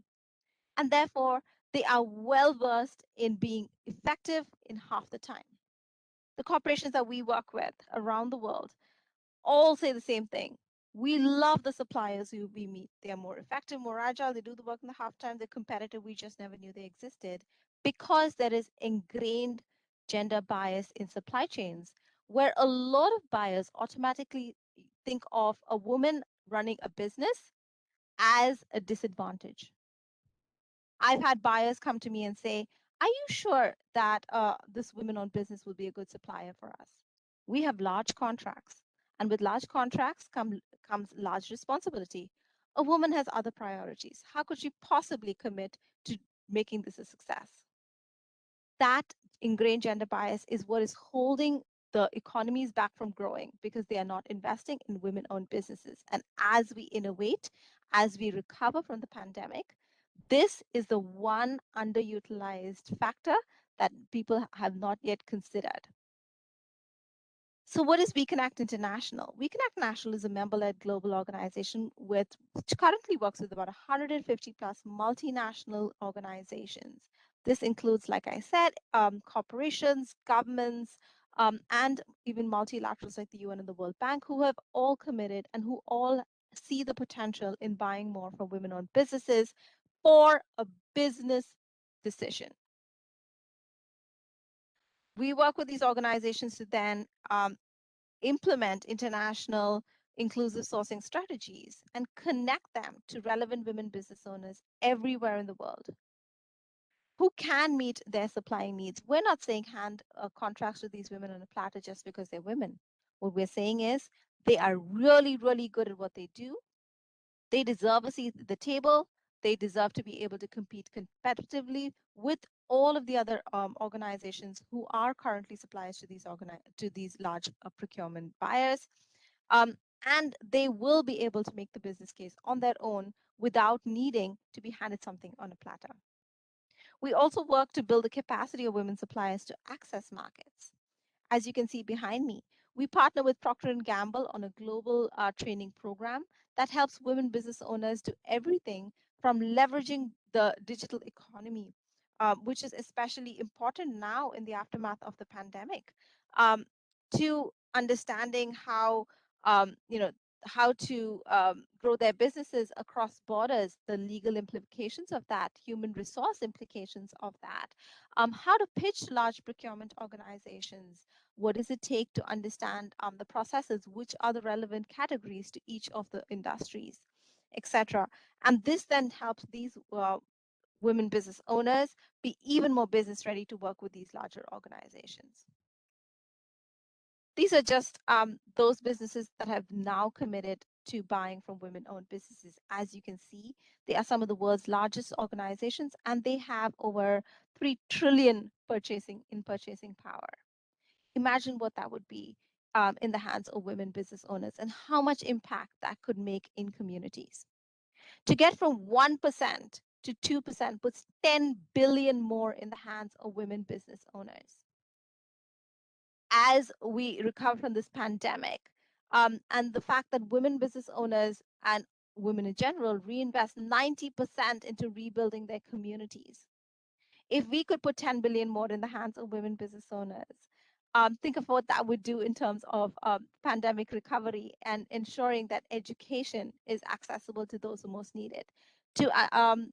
That the impact of climate change does not affect women as much as it currently does. In ensuring that women have safety, in mitigating the impact of violence, and much, much more. Because all of the business owners that we work with do invest their time into making sure that their communities thrive as they thrive. So for us, a priority in 2022 and beyond is on helping women-owned businesses identify the areas that keep them from learning and growing so that they can break down these barriers and go beyond borders, however they define borders. But at the same time, it is about changing mindsets to work with large organizations like many of yours and those that are here on the screen today to ensure that you are also investing in buying from women-owned businesses, that you're consciously looking at your supply chains and ensuring that you are being inclusive. Because with just one choice to include a women business owner, not only are you impacting the community for the better, but you are also making a business decision to find the best supplier for your organization, irrespective of their gender. And that can entirely change the economic outlook of all the countries in the world. I will stop there. Thank you so much. And I do hope that you too will join us in this initiative to put more money in the hands of women for better economic prosperity worldwide. Thank you very much, Minnie. And I think it was so highly appropriate today that we concluded the session with a very specific look at an area where progress is being made and more progress can be made. And you articulated that so well. I do have a question for you, and I encourage participants to use the chat space if they want to pose a question to you. And we also do, while I'm asking you a question, I think I'm going to put up on the screen the poll that I think you're interested in hearing from people. Yes. If so participants on the forum today, does your organization currently source from women-owned businesses? And so please do launch your answer. And while those are coming in, Minnie, I just wanted to sort of, I guess, pick up on where, well, I guess one first observation, I guess you really nicely then sort of amplified some messages from the previous presentations about particularly women as entrepreneurs have got the added challenge that they're, being expected to play all these additional roles, stereotypical roles. It was like the soccer pitch analogy that Cynthia provided, Yes. where you're expected to be competing on the field and at the same time having to serve food and drinks to the spectators in the stands. That was such a powerful visual analogy of how of the actual reality of the situation. I think you picked up on that precisely. But I wanted to ask you, this idea of procurement is obviously a really big leverage point for progress. And what, I guess, specifically do you think are some of the key areas of support that large procurement can provide to further develop their women-owned suppliers and supply chains? Thank you. That's actually a really great question because that is exactly what it takes to make all the difference. So the first is for organizations to actually look at their supply chains and set a baseline of how inclusive they're currently being. And you'd be surprised, depending on the industry, you could actually be sourcing from like a lot of women-owned businesses and not know at all. For example, Marriott International, they went in with the idea saying, oh, we don't think we're buying from any women-owned businesses. It's unlikely that women are supplying to our industry because it's so, the kind of products that we require aren't something that women produce. And they found over 300 suppliers in their supply chain that were actually women-owned, but they never knew.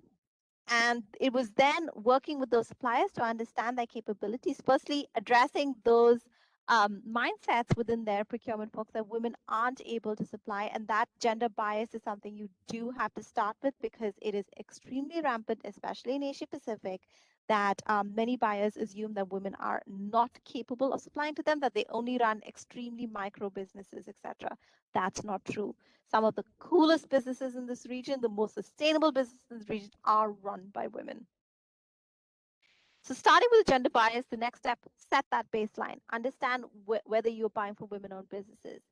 In your RFPs, consciously look at whether you are being inclusive, whether a diverse supplier is indeed being included, and if not, question why that is not being done.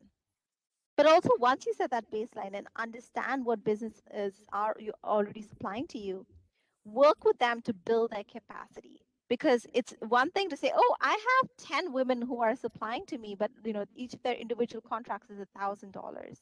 How can we help scale that to make sure that we are putting more money in the hands of women, because we know that there are economic, social benefits to investing in women. So helping those women business owners scale is amazing, because for every contract that a woman business owner gets, her business grows 200%, which in turn means that the impact that she has on her community grows at that same rate. So just if you get from like 0 to 5 contracts, think of what that would do for the economy of the country that you're based in. This is exactly what the forum's all about. This is the Sustainable Development Transformation Forum, and you've really nicely highlighted an area that is such a huge leverage point. Businesses have, can access the information to establish those baselines, that baseline information about who their suppliers are, and can then, with that information, use that to really take concrete action. And thank you for highlighting those steps for us and the information provided. I think this was just a hugely important way to, and a good example of way to end this forum here today. Minnie, thank you very much on behalf of everybody participating. Thank you so much. The UNOSC team and ASEF for sharing this presentation. Colleagues, we are at the end of our forum here today. But before we do turn things over to Jean from the UNOSD to provide some closing remarks, I do want to bring your attention back to the discussion page on Padlet. I am looking at the page on my phone here as the presentations have been going on, and I'm seeing that we've got really good amount of information being added to the site on good practice examples, seeing lots of examples from around the world showing up. We've got a good list of implementation challenges also that are being featured, and those are important to smoke out because we want to, we want to bust those barriers is exactly what the forum wants to help do. We've got information about how the COVID has impacted, and we've heard lots of presentations here today on that. And we've also got information on the Padlet site about how we can build back or build forward better. So please do take the opportunity. That site will remain open after the session and all week, in fact, so you can add your information from your organization, and we will be stockpiling that into the overall forum report, which you all have access to in the coming weeks. So I guess on behalf of Gina and myself, as moderators, thank you for all the speakers and participants for rolling up your sleeves and being so active here today. And right now I want to turn things over to Jean Dragon from the UN OSD to help set the stage, I guess, from what you saw today and what you heard today, Jean, and what we're going to be up to tomorrow. Thank you very much, Darren. And well, again, today, I mean, the time went very, very fast, and I was very pleased and very interested by all the presentations. Yes, well, this is already, you know, I wish, you know, we had more time. This is already the end of this session. It's already late, and when we looked at the goal 5 on gender equality, and then the title was like the gender perspective on building back better from the COVID-19 pandemic, and we had a really good presentation discussion in this session. I hope we could expand it. And, I think we just unveiled some of the issues and some solutions. And there's so many more things to discuss and to learn about this topic. Well, a few very interesting points, and then sorry if I don't have them all, but I mean, I was also at some point I just wanted to listen to all the, you know, I could not do anything else, but listening, and then because there's so much coming all the time. But yeah, we have COVID-19. It was a big revealer. I would say also, or can I say exacerbator of already existing crisis. That was mentioned at the first presentation, and then jobs and livelihoods crisis, a global care crisis, which is absolutely true, and then this accelerating environmental crisis, which need to be invested in priority. Data, like yesterday, data came up as a major issue in this session, and then as Cynthia said, it's difficult to see solutions when you don't see something as a problem. I think that was very important and revealing. I think the example of the fisherwomen not being considered a fisher, it's in Bangladesh, and well, for that reason, not receiving recovery funding. That was quite striking. But at the same time, I think this can be generalized in many other areas. And then I think this applies to data as well, because why would you look for data on something you don't see as an issue, I would say. And this is true for education. Yesterday, a goal that was explored yesterday, for instance, as Amanda was citing UNESCO's projection about 11 million girls that might not be returning to school after the COVID-19 pandemic is over.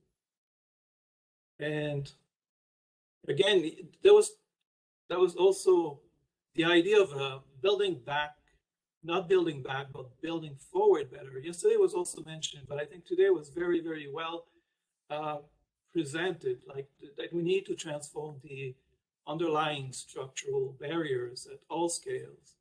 And we need to make this transformation from within, investing into transforming these underlying structural barriers at all scales. And this is very important. It's something I bring back from this.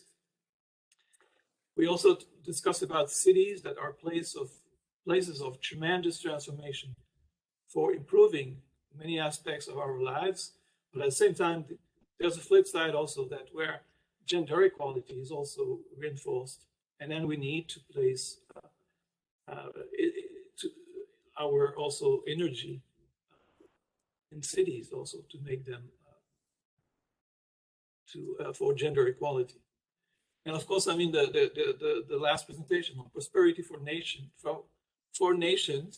through women entrepreneurs, and I think this is so true. And then, I mean, the numbers were there, but I think it's so true in many other aspects of our lives. So that was also a big revealer. So I would like to thank our speakers for their very informative presentation and discussion. I think they were really generous to share this with us. I'd like to thank Ms. Sarah Hendriks, Director of Policy Programs and Intergovernmental Division at UN Women, Ms. Cynthia McDougall, Senior Researcher Fellow at the Stockholm Environment Institute, Ms. Angela Mwai, Chief Acting at Interim at the for the Human Rights and Social Unit Inclusion Unit, Urban Practices Branch, Global Solution Division at UN Habitat. Ms. Amanda Austin, Head of the Policy and Advocacy Equal Measures 2030, and Ms.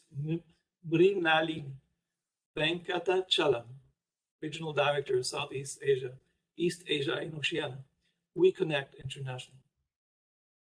Thank you very much to you for this very generous presentations. We learned a lot from you. Would like to also note that to let you know that all the material will, including the PDF version of the speeches, presentations, the mic, and the video recordings of the session and other reference material, will be uploaded and available on the website of the webpage of this forum. And I think the link was provided. And if not, you look at unosd.un.org and you should find the webpage of this forum. It will be on top of the webpage.